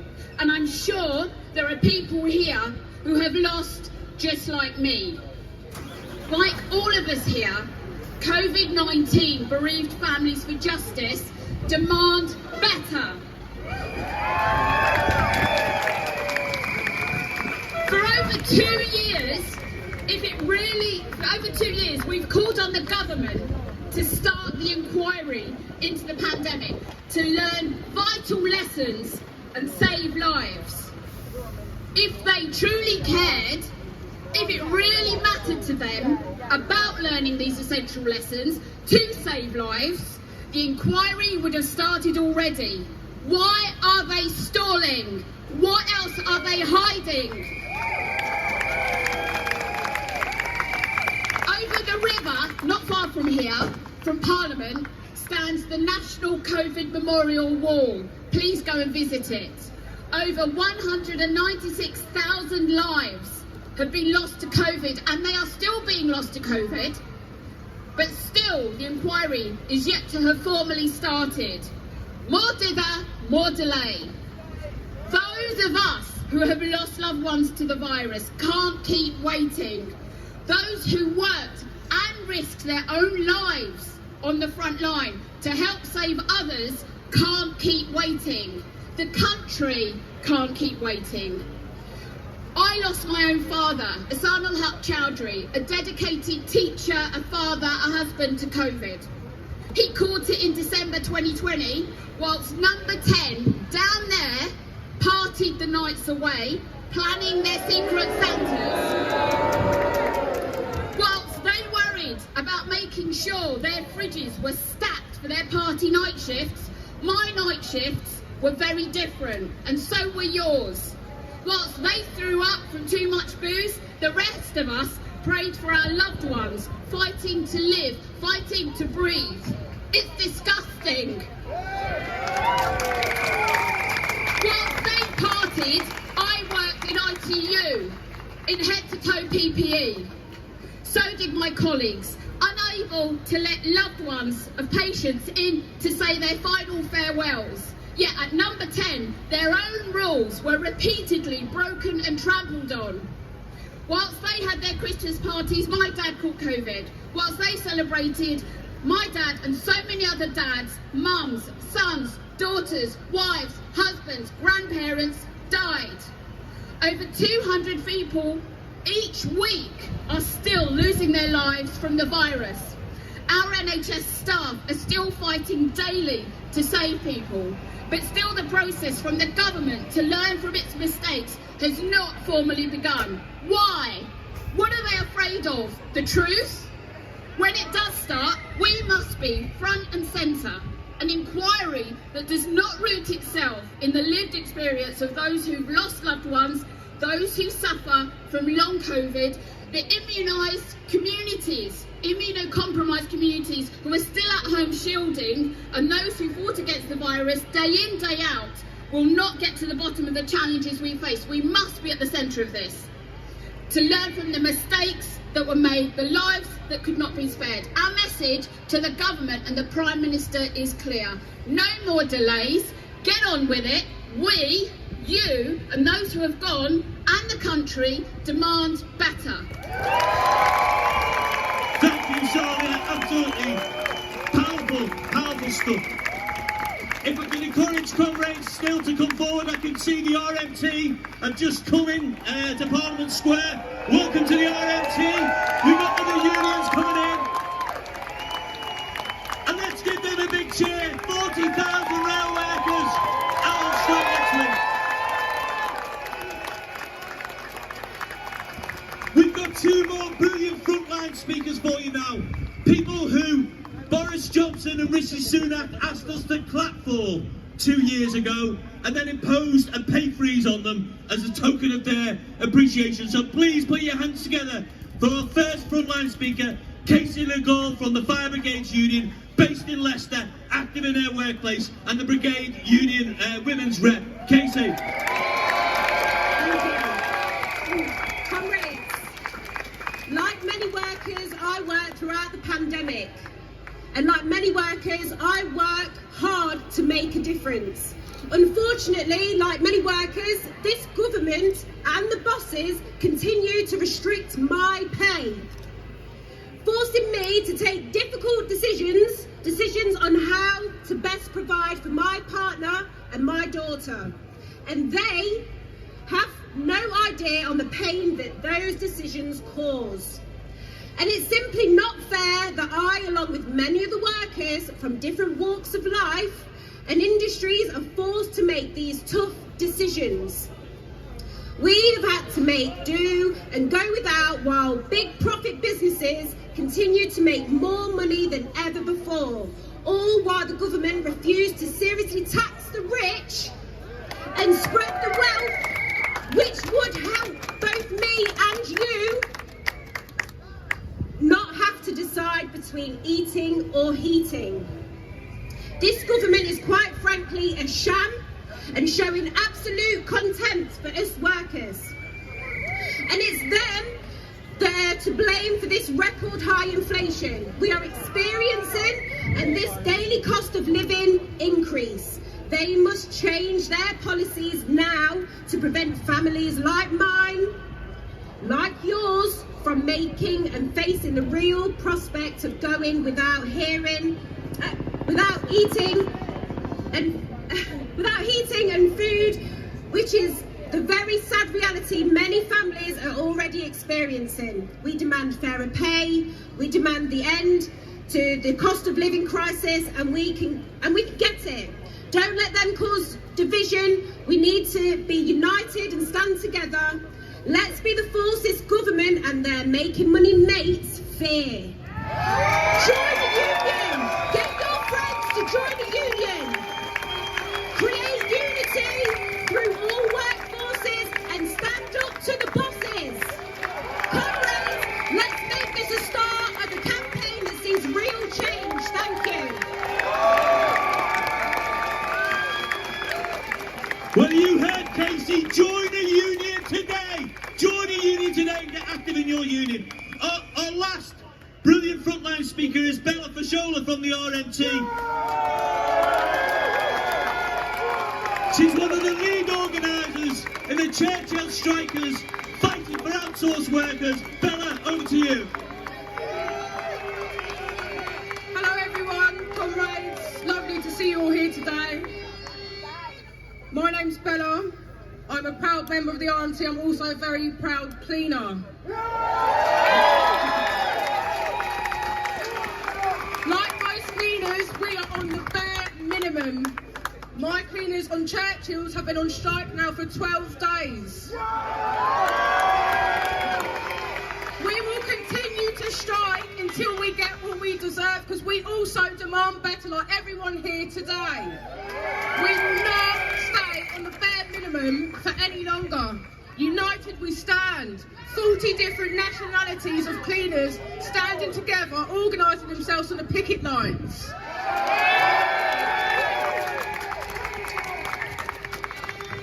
In the pandemic, we worked like many other key workers, keeping the trains sanitised and clean so that other key workers could travel. What do we get in return? We have to clap for ourselves on a Thursday, come to pay talks and Churchill don't want to give us a penny. We need to end outsourcing. Outsourcing has absolutely no place anywhere in this country. Privatisation is wrong. Everything should be in public ownership. Why should we slave away doing our labour to put profit in these fat cats' pockets? I refuse to allow it to go on any longer. Thank you for having me here today. Let's all demand better. We demand better. Solidarity.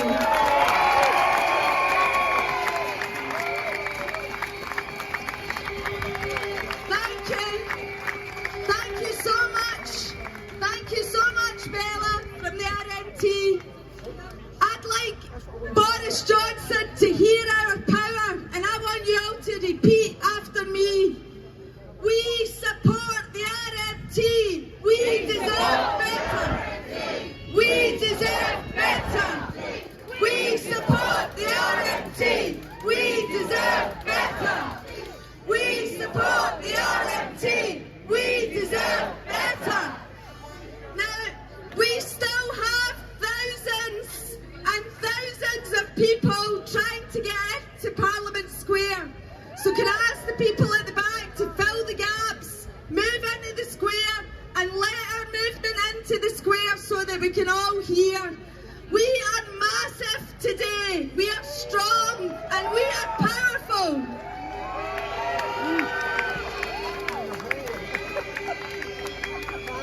We've got some fantastic speakers for you in this final section of the rally, and I'd like to now introduce another leader of another fighting back union, Joe Grady, the General Secretary of the UCU. Make some noise. Hi, friends, comrades. I am the exceptionally proud General Secretary of UCU. You will know that we are a militant union, a union that has been out on picket lines this year. And if you've joined our picket lines or helped in any way, thank you very much. It means the world to us. And it is amazing to see so many people here today. It has been a decade since we had a massive march like this in the Labour movement. But I want us to be really clear about why we are here today. Because tens of millions of people are not just facing a cost of living crisis, they are facing a cost of existing crisis. A crisis imposed by political choices, a crisis that, let's be honest friends, is class warfare from this Tory government. The Tories are imposing, they're choosing rather, to protect the wealth of their super rich mates, often their own wealth as well, let's be clear about that, Rishi Sunak, protecting eye-watering profits for shareholders, and all of this is at the basic expense of our people. The basic necessities that we need. And we see this in our union. We're a union that represents 120,000 people who work in post-16 education. We teach people in further education, in universities, in adult education, and we also teach people who are in prisons and detention centres. So we are here to demand better, but what we're also here to do is to give each other courage and faith, because that's what sustains us. It's what sustained us on our picket lines. And we know that when workers come together, we can advance our collective interests and transform the world. And that is what's got the Tories terrified. And they are rightly terrified about the RMT coming out next week.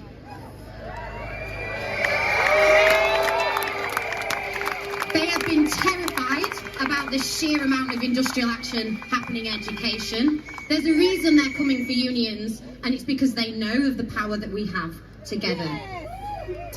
So I'm just going to leave you with a few things that, for me, demanding better means. It means free education. It means a £15 an hour minimum wage. It means rent caps. It means affordable houses for everyone. It means the elimination of precarious employment. And it means nationalised mail, rail, energy and water.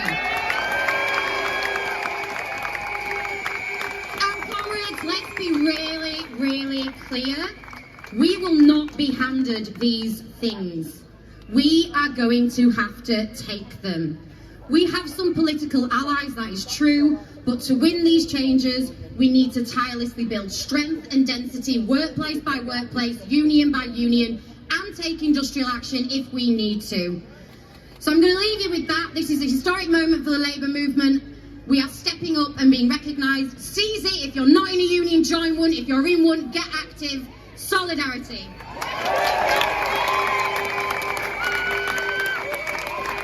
Thank you, Jo Grady. Thank you very much.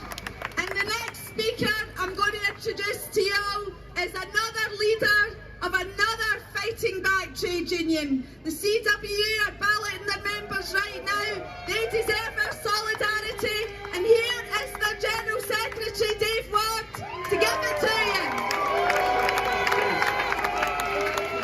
Yeah, look. Hi, everybody. Thanks for turning out today. This really is a moment. It's a huge moment for all the unions here, for the whole of the movement. And I'm here to bring solidarity from the CWU to all workers at the moment who are fighting for higher pay and for proper jobs. And there's plenty of you out there, including in our own union, post office workers who have already taken 4-day strike action. Over 40,000 telecom, EE, Openreach workers who are balloting as we speak here and now, and they'll be joining us soon. And over 115,000 Royal Mail postal workers will be balloting in the next couple of weeks. So that's why. And look, I do want to make a special mention to the RMT. And I'm here to say, to all those people in the media who are trying to spin it that rail workers haven't got support, will bloody have a look out at here today. We're 100% behind them. And I'll tell you why. That support is going to grow, because we're building a movement where every worker counts or no worker counts. So look, this is very, very different to anything we've done in decades. This is about fighting for a new deal for workers, and it's about fighting for a new social settlement across the UK. And what's very different about it is, it ain't going to be led by politicians, it's going to be led by trade unions, community organisations, and all these inspiring young workers on the front line.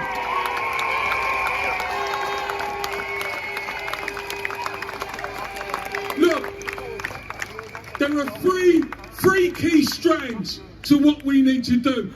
In the CWU, we love a plan. We love to set out what's next, and that's what's crucial now. And the three strands we're saying: one, we are going to transform the world of work in the UK. We're going to create the race to the top by unions coming together like never before. We're going to end in-work poverty, end fire and rehire, and cease all of these exploitative employment models that are at the core of the economy in the UK today. But secondly, I'm here to tell you that we are going to bring people together. We're going to say we're fighting against racism. We're fighting against all forms of discrimination, inequality and poverty. Every person counts, or no person counts. And we're going to rebuild the welfare state. Every public service counts, or no public service counts. So look, final point. Saying enough's enough is only the start. Please be with us. Are you up? Are you up for the fight for a new deal for workers and a new social settlement? Are you up? Are you up for building collectivism to deliver change? If you mean it, and I know you do, we're going to fight for it, and I'm telling you this, I guarantee you this, if we bring people together, we're going to deliver it. Thanks very much.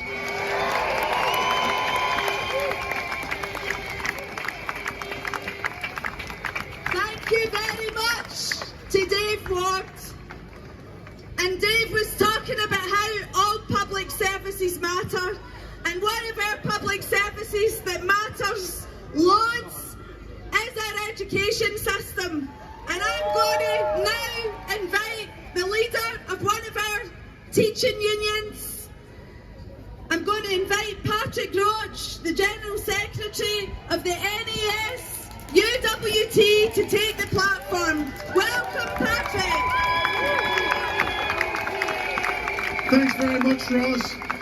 Thank you very much. It's fantastic to see so many people here today demonstrating against this government's cuts to our public services and to our jobs. I have to say, representing a teachers' union, we have failed. This has got to be the biggest class size that I've ever had to teach. And I want to thank you for it, colleagues. Today we stand together, united against the biggest squeeze on our living standards for half a century, fighting back against a decade of pay cuts, fighting back against racial inequality, racial injustice, gender inequality, rising levels of poverty, destitution and the race to the bottom. And you know, when the Prime Minister says that he's going to be attacking migrants and asylum seekers, we say that's all a ruse to deflect attention away from a decade of failure. We know, colleagues, that they don't care. But we do. And we all deserve better.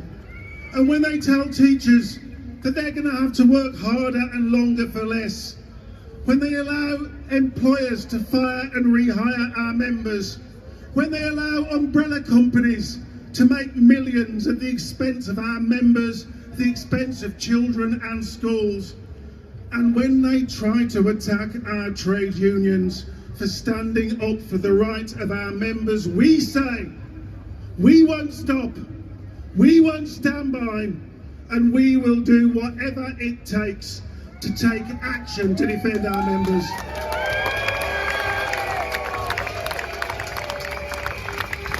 And to those colleagues who say that workers and families should put up and shut up and that decent pay rises aren't affordable, we say teachers didn't create this crisis, working people didn't create this cost of living emergency, and we won't allow our members to pay the price with cuts to their pay and a tax on their pensions. Colleagues, children deserve better and our members deserve better. And if the government can find the money to write off billions that they've wasted in dodgy procurement during the pandemic, if they can find millions a year to bankroll their crony donors and line their own pockets, then we can find the money to give teachers a decent pay rise, starting with 12% this year. And finally, colleagues, I want to make absolutely clear here today that in the event that teachers' pay awards don't as a minimum meet our demands, we will be balloting our members to take national industrial action from November in England, Scotland and Wales. The fight back continues, colleagues. Solidarity.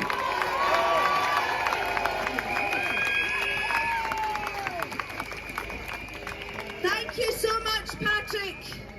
And another vitally important sector that kept us all going through this pandemic on poverty pay is our shop workers. So I'd like you all to put your hands together and give a huge welcome to Jane Jones, who's the president of Ulster. Thank you, Jane.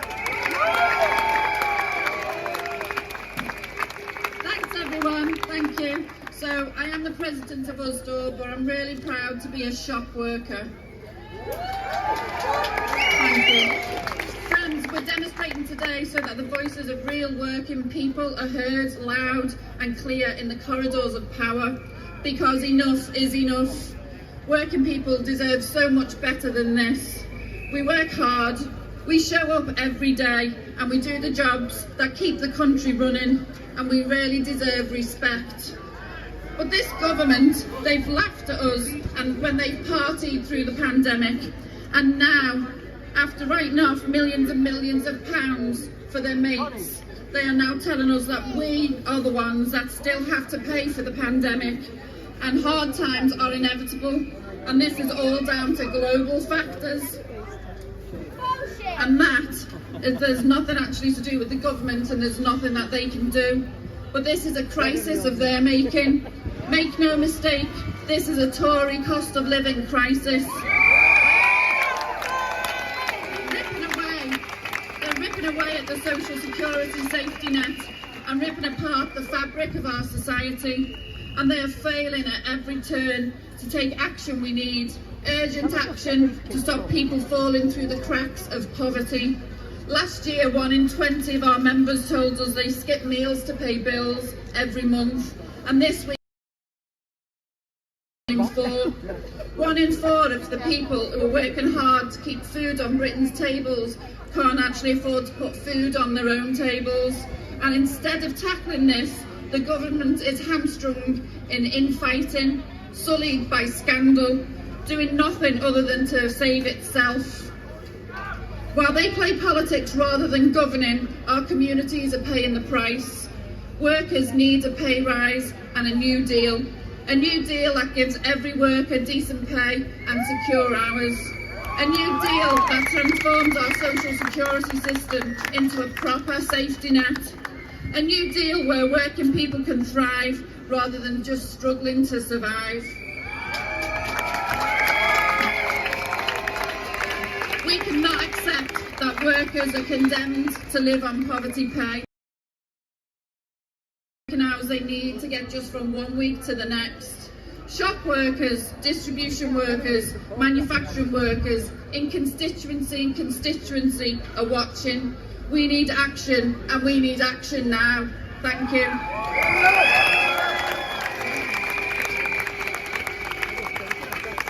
Thank you, Jane. And can I just repeat to all of you, we have still thousands and thousands of our members into Parliament Square. Queue in, stand together. We need to get as many of our members into the square as possible. We are massive today. So next, I'm going to ask Dave Allen, who is chair of the TUC Disabled Workers Committee, to address you. Disabled workers are some of the worst affected by this cost of living crisis, and I'd like you to give Dave a huge welcome.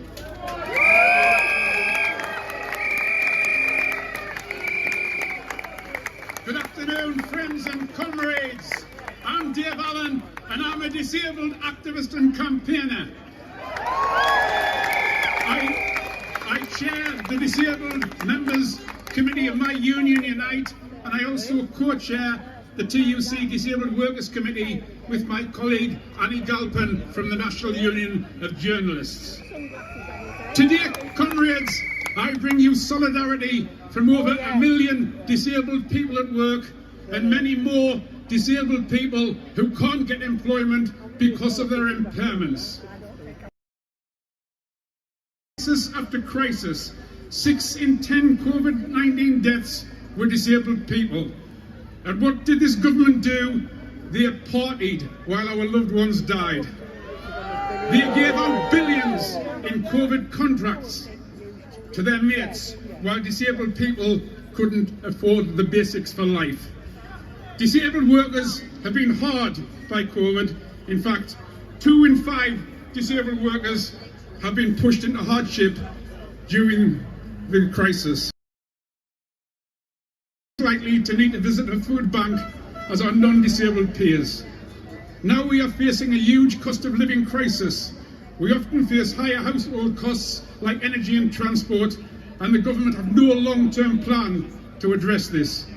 We need to see changes, reform of social security, of access to work and of the economy to ensure a decent standard of living for disabled workers. I'm also here today because I'm angry. We need to earn less than non-disabled people. I'm angry that disabled workers on average earn £3,500 a year less than anyone else. So effectively, we work for 52 days a year for nothing. I'm also angry that disabled women have an even bigger pay gap. It's time that employers are made to face up to this. And can I say, it's important that we as disabled people do not forget the social model of disability. It is the model that is accepted by the TUC and disabled people's organisations. And I'm being told to finish, but can I finally call on all disabled activists and workers to support the RMT. A victory for the RMT is a victory for all of us.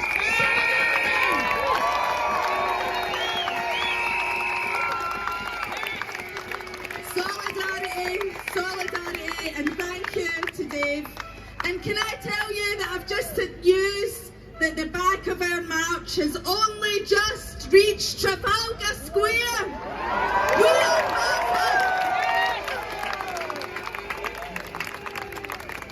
So our next speaker that I'm going to introduce to you represents older workers. And I'd like you all to give a big welcome to Jan Short, who is the General Secretary of our National Pensioners Convention.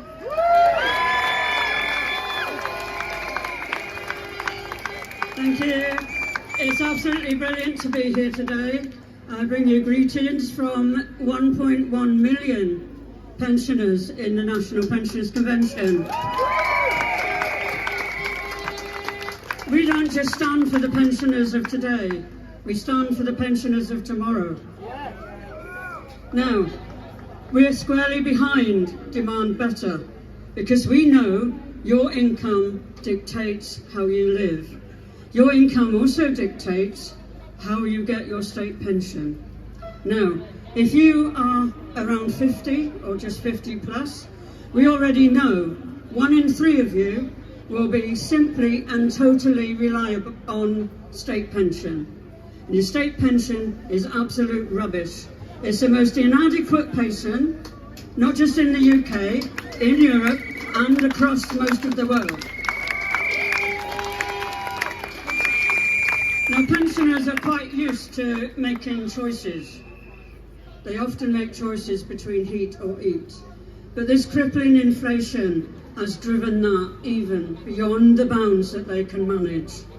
So our message today is to all pensioners of the future.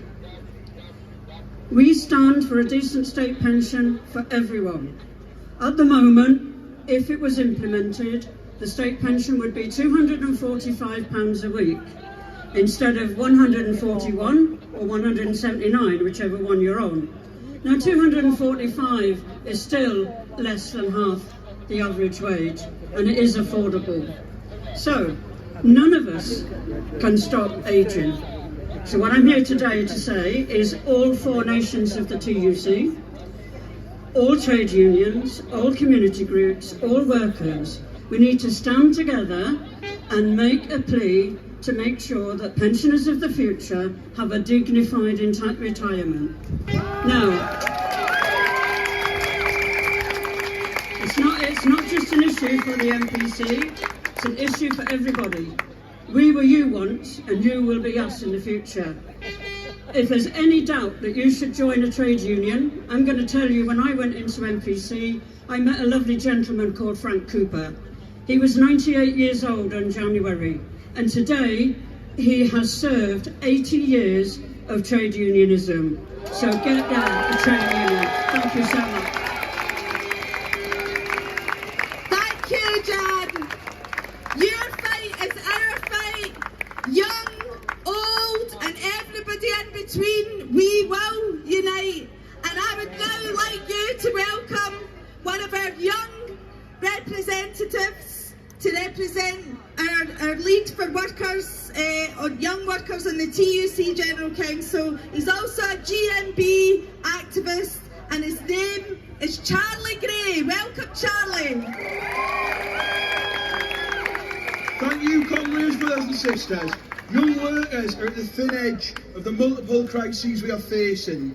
If you're under 22, you don't even get the so-called national living wage. The cost of living crisis doesn't take into account whether you're under 23 or not. You don't get a discount on your bills or on your rent, but you do on your wages. We need so much more than this government is refusing to give us. Ending the wage banding in the minimum wage is only part of that. We need at least £10 an hour now. The pandemic was an opportunity like no other for bosses to do the right thing, but time and time again, so many have been missing in action or working directly against our interests. I'll give you one example. The restaurant chain Tomahawk. They abused the furlough scheme by taking money out of the pockets of workers, saying it was a loan. During a global pandemic, they took money out of the pockets of mainly young workers. Absolutely disgusting. But those workers, they weren't alone. They had their union GMB, so they could stand up for themselves, and they won, and their pay was returned to them. And I'm not just saying this. I'm not just saying this to tell you all how brilliant GMB Union are, because we are, but to show you the power in standing up for yourself and for each other, the power in organising. We have to demand better, because what we have now is so dire, and a better Britain is possible.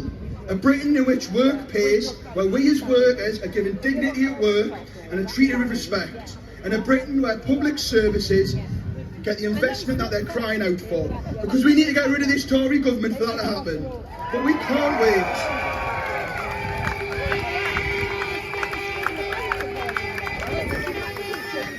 We can't wait until the next general election for change. We need to be building power and winning in our communities and in our workplaces now. And as daunting as it may seem, communities and trade unions across the country are winning for working people. So I've got a couple of things to ask of you.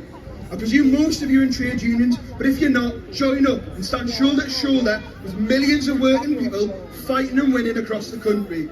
And more importantly, get involved, become a workplace rep, organise your colleagues. We can't wait for the next Tories. We can't wait for the Tories over there to do their jobs, because they won't. If they've not been partying, they've been asleep at the wheel, and they're doing nothing to help us. Let's not just demand better, let's make it happen, comrades. Thank you very much. Thank you, Charlie. And it is now my absolute pleasure to introduce Mick Lynch from the RMT. Good afternoon, everybody. Greetings from the RNT. Thank you for the RNT members that have turned out in numbers with their back. Thank you to Bella, a young black woman, the future of this union. We are on strike today for our cleaners. We're on strike next week. There is no compromise. compromise that has been given to us. And the message is clear. We are in a class struggle now.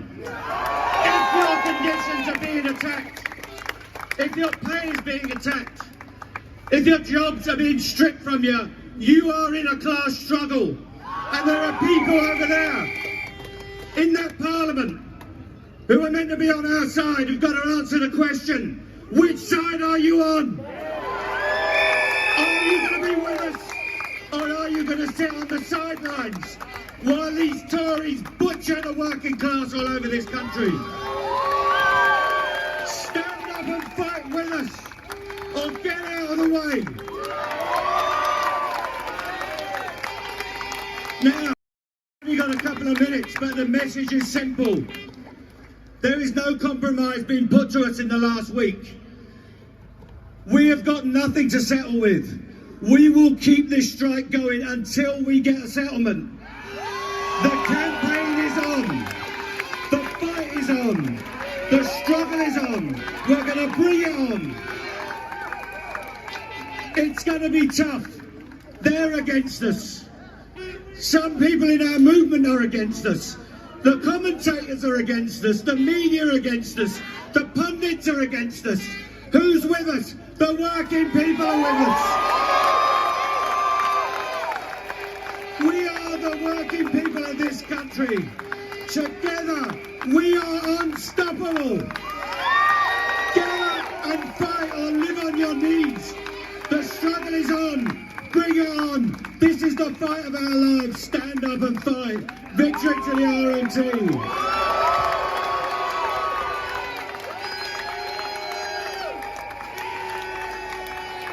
Thank you so much to Mike Lynch from the RMT, and solidarity to all his members. I'm now going to introduce Mike Clancy, General Secretary of Prospect.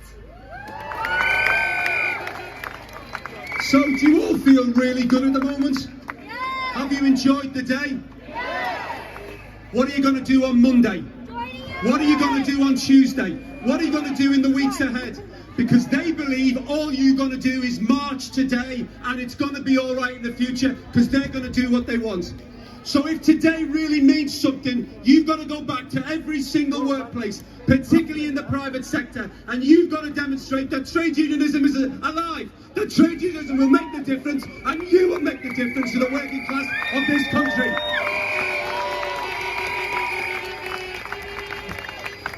I had a clever speech. I can tell you about 91,000 job cuts in the civil service. I can tell you about the Channel 4 privatisation. I can tell you about the energy market that's broken. I can tell you about the cost of living. But every single one of you know all about it. So Monday morning, it starts. Tuesday, it continues. We go back to workplaces. We organise. We win. We make it our future. Thank you.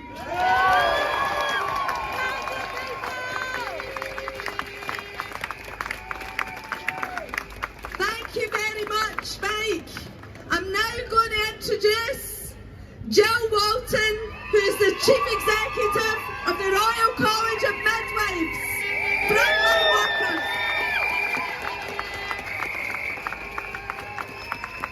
Friends, I'm a midwife. For most of my life, I've told people that being a midwife is the best job in the world. And in my heart, I believe that. Like so many midwives, I feel privileged to care for women and families at such an important time in their lives. But I am finding it harder and harder to advocate for a career in midwifery.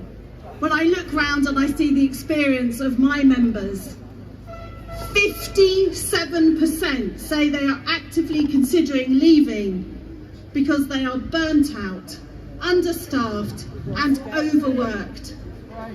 Only 8% say they feel valued by the government. And now, despite their promises for more midwives, we have 500 fewer midwives working in the NHS than a year ago. Midwives and maternity support workers are using food banks. They are leaving work for retail jobs. Midwives can't afford to put petrol in their cars, and the experience is significantly worse for our Black, Asian and mixed ethnicity midwives, who are less likely to be promoted, more likely to be disciplined and experience high levels of bullying and undermining behaviours. They tell me they are broken. It doesn't have to be this way. The way our public services are funded is a political choice, and I know the British public would choose for midwives, support workers and the NHS to be properly funded and properly paid.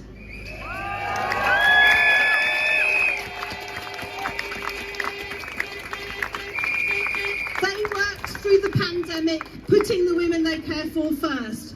Babies don't stop being born. Over 100,000 were born during COVID, and a midwife was there for every single one of them. Now is the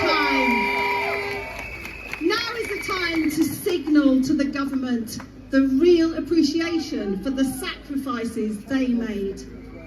Years of austerity have seen pay in the NHS and our public services decrease to the point where vacancy rates are making services unpaid. Our midwives deserve better. The women they care for deserve better.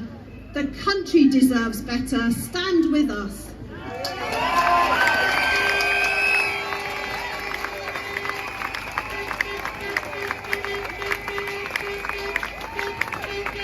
And we will start with Joe, and we will stop the scandal of cutbacks. When they say cutback, we say fight back. When they say cutback, we say fight back.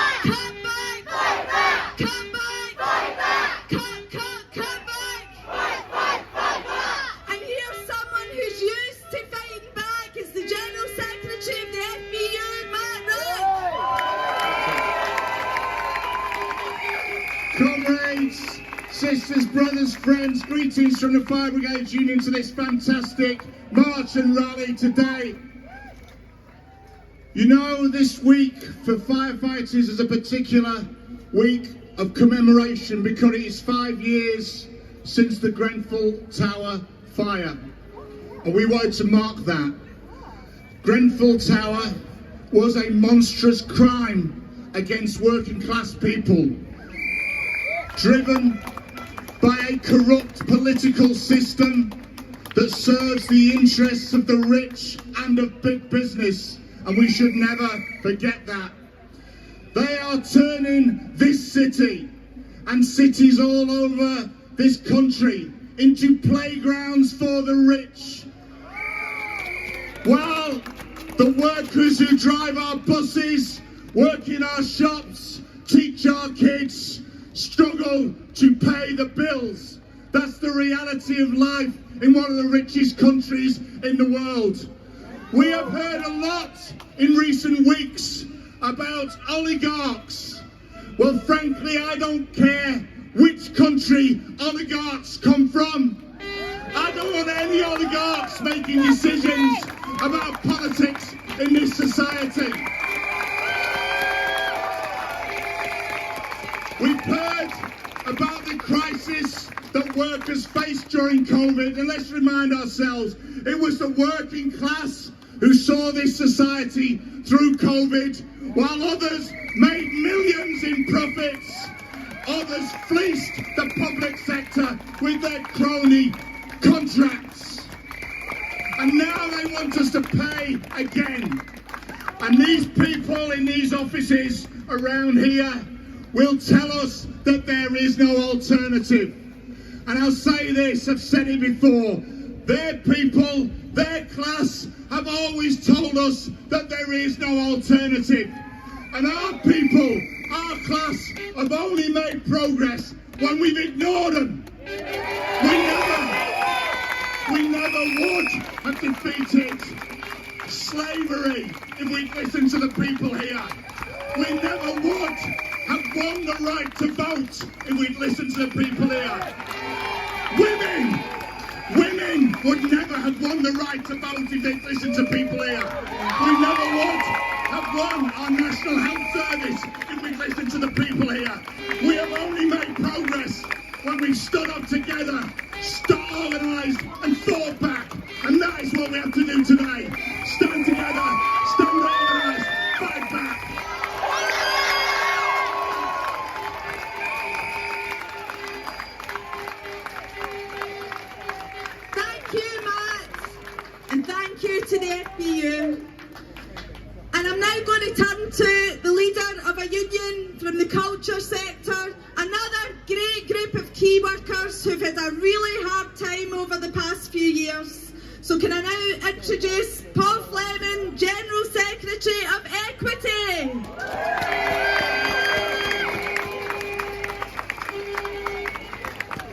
Hello, comrades, and thank you all for being here.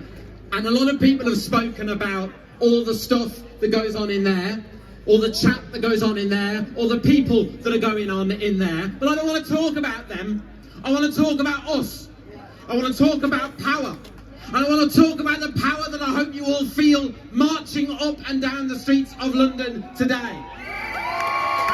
Because this is not a movement that used to happen or that will happen or needs to be organised or we need to want. It is a movement that exists. And I want to tell you, I have 47,000 members of Equity. And 80% of the people in the theatres that you march past today, they're union members. 70% of the people you see on television are union members. 80% of the people you see on film are union members. And they are members of a union and they are members of our class. And that means that they share with you those struggles. Because merely a few weeks ago, we were stood outside Phoenix Dance in Leeds, the P&O of the performing arts, who wanted to put our members on £100 a month, £100 a month. We turned up, we protested, and within 6 hours, it was over. That's power. That's real. And when Andrew Lloyd Webber is letting our members go on Cinderella, is that any different from a seafarer in Dover or Kent? No, it is not. Because our members share those struggles, and so we share the answer.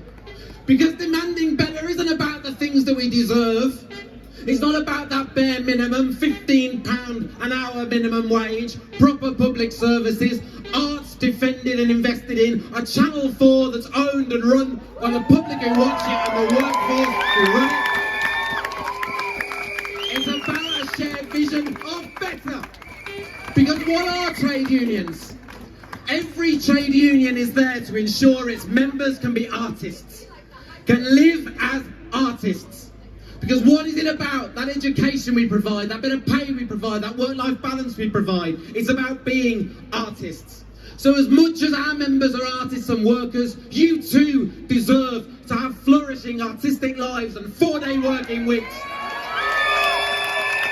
So let's not just demand what we want, let's demand what we aspire to and could never have believed was possible.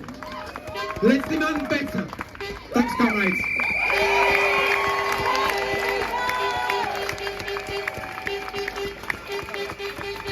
Thank you so much to Paul. And let's never forget that our struggle here today unites people across these aisles, but it's also part of a global struggle. And so now I'm going to invite Asad Rahman from War on Want.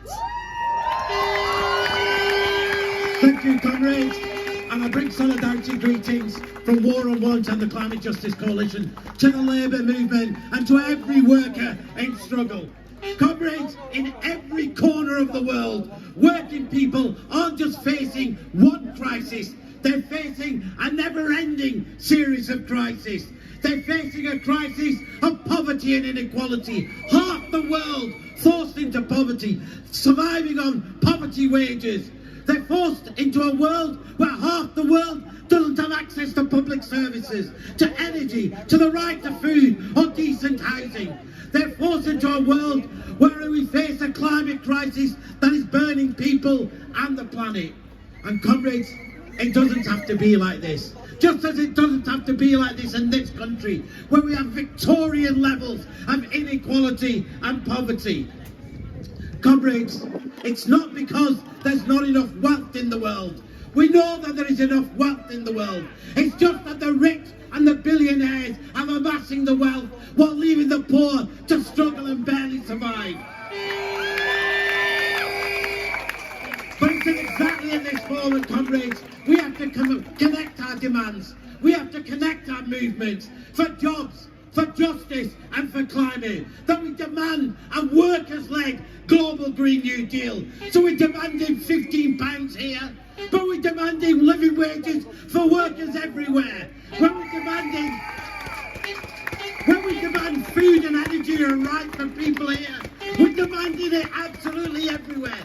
Public publicly controlled for us and not for profit. But we demand and fight for an NHS. We demand and fight for a global NHS, for education, health and housing to be a right for everyone. That when we cut emissions, we're not talking about cutting carbon, we're talking about cutting injustice. Friends, there is an alternative to their politics of racism and division. And it's a fight. And it's a global fight. It's a fight to life and death. And there is only one answer to theirs. Politics of racism and division. It's internationalism, it's solidarity, and it's cooperation. And friends, you know, the reason why the rich and powerful fear people, and you know who they fear the most? It's the trade union movement. Because it's us who believe on our banners of not just workers in England, not just workers in the UK, but workers in the world unite. And it's us who believe that together we can build our power and transform this world. Thank you. Thank you, Asad. And he's right, it's our movement that needs to unite, but we need to go beyond workers, beyond the trade union movement. We need to link up with anti-poverty campaigners in every community across Britain. And that's why I'm pleased to welcome Fran Heathcote to represent the People's Assembly.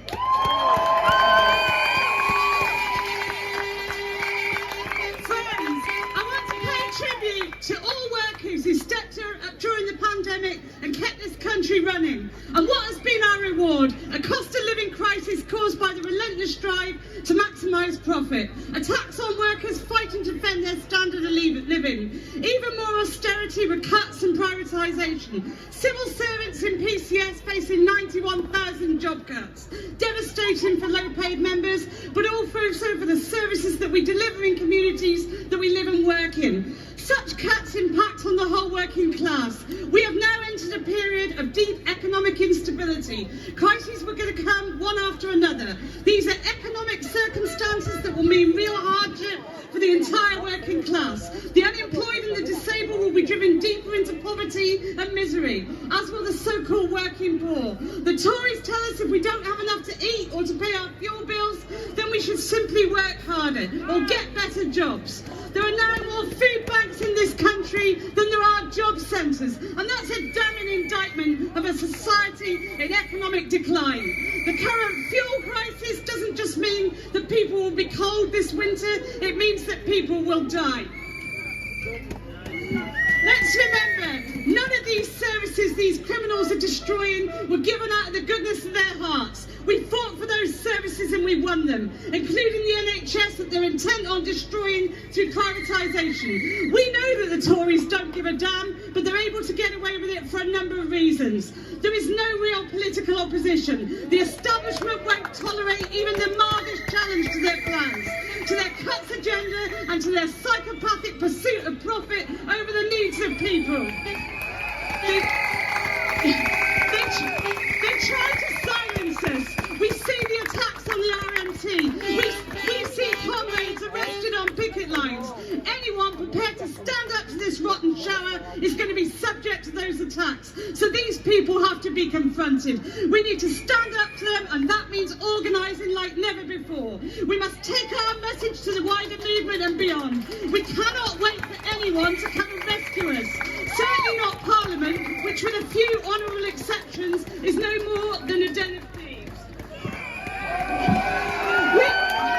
We can rely on ourselves, the working class, organised in workplaces and through trade unions. We have to build resistance whenever our class is under attack. We have to organise not just in workplaces, but in every working class community. And more than that, we need to link up our struggles. Let's face facts. The Tories and the state are waging a ruthless war on our class, the working class. Anybody who thinks we can appeal to their better nature or that they're going to stop attacking us is living in fantasy land. They are our class enemies. If our movement doesn't unite and fight back with the same determination that the Tories conduct their war on us, then they will crush us. Today has been fantastic, but the real question is what next? We've all always argued that we need united, coordinated campaigns, industrial action to defeat this government of spivs, and that's why we cannot limit our struggle to terms and conditions. As PCS has done over the Rwanda brutal deportation strategy, we have to fight back on behalf of everyone in society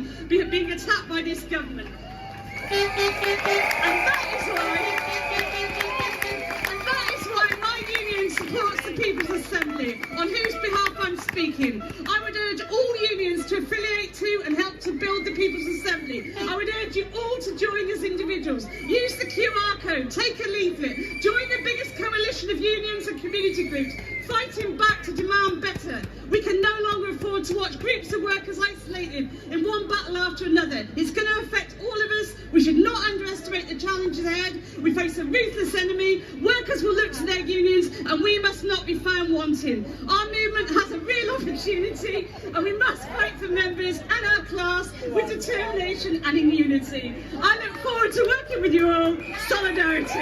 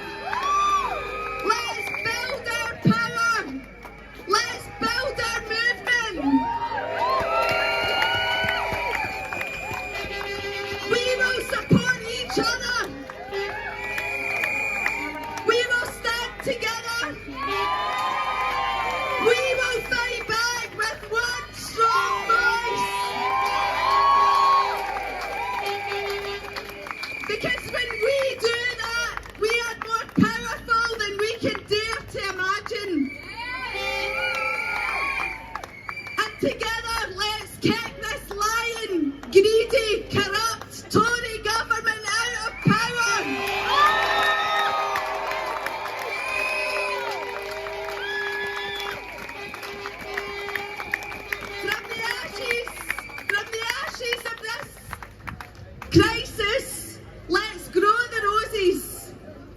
I'm going to hand over now to Paul Novak from the TUC. Thanks, Ross.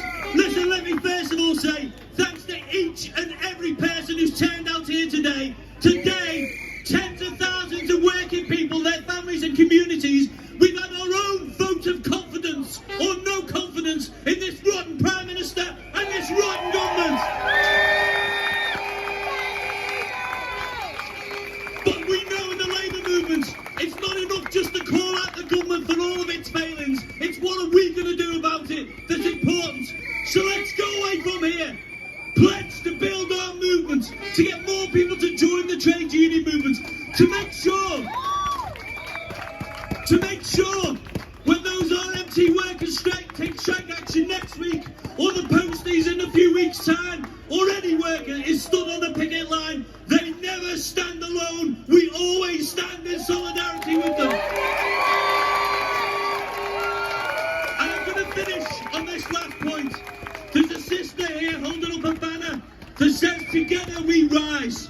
And that is what our movement is all about. And I know, despite all the challenges, all the pressures, all of the heartache that working people have faced, when working people and their families stand together, when we fight together, take action together, organise together, we win together. Thanks, comrades. Hope you have a brilliant day. Solidarity.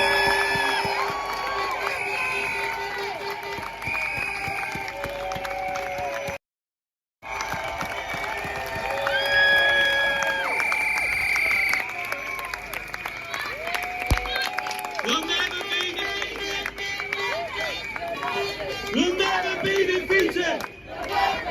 United, we'll never be defeated. United, united, we'll never be defeated. United, united, we'll never be defeated. United, united, we'll never be defeated.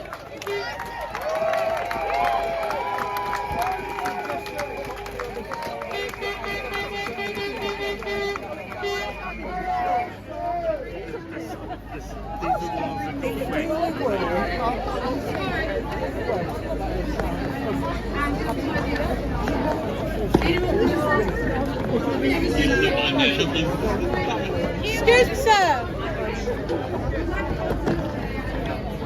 have one, sir? Can we ask everyone to put any unwanted placards over to the corner of the square over here, please? Thank you very much. Near the green van. Unwanted placards to the green van. Thank you.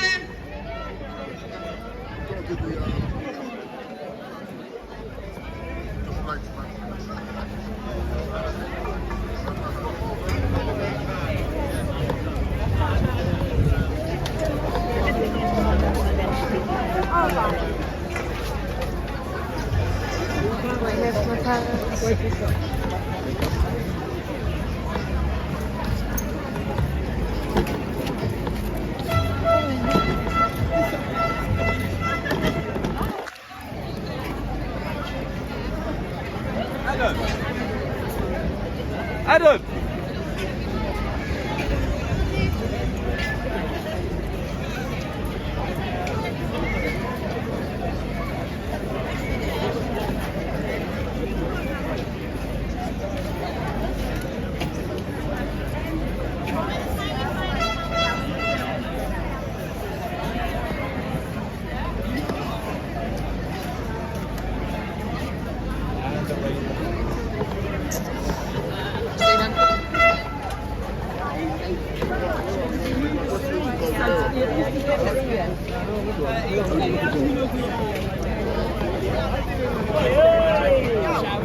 Hey!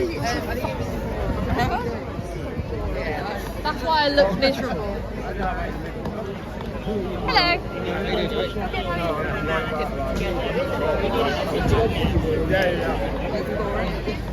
Oh, absolutely boring. You're right, darling. You look shit all there. Yeah, I've no idea.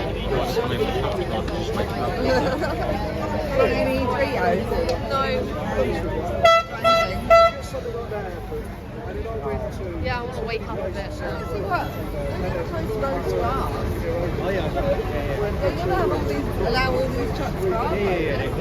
These are an actual event though. These are event leagues, so they've gone through an event league to do this. Yeah. So it's legal. Yeah. I like. It is 2-2, it's so obvious. Yeah. They should not wear a shade because they went on. Yeah.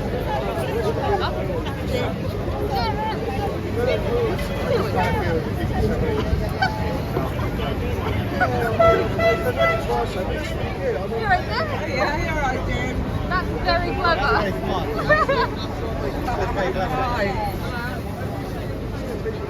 Oh, I had a picture with the future and Serena.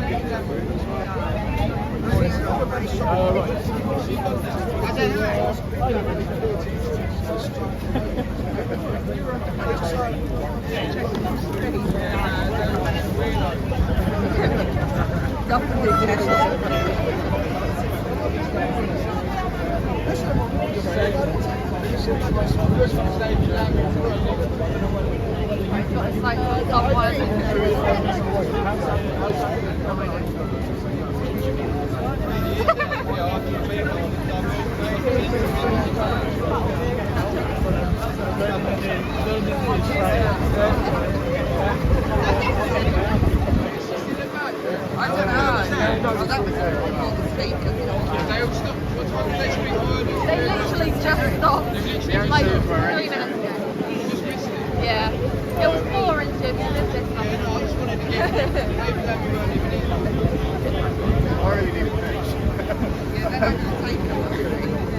Huh? Then I might shut it down because oh my god, I genuinely have not been this unmotivated during the process. Leopard skin jumpsuit. Leather's white. Leopard skin jumpsuit. Why? It's actually raining. You need to get one. Well, Jim wants some. Alright. I'll just get it.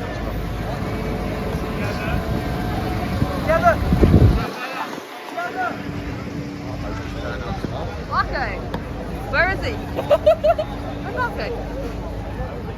Ah, good. Hopefully the COVID lot will come in. Probably already realised, oh, it's a weirdo, she knows who I am.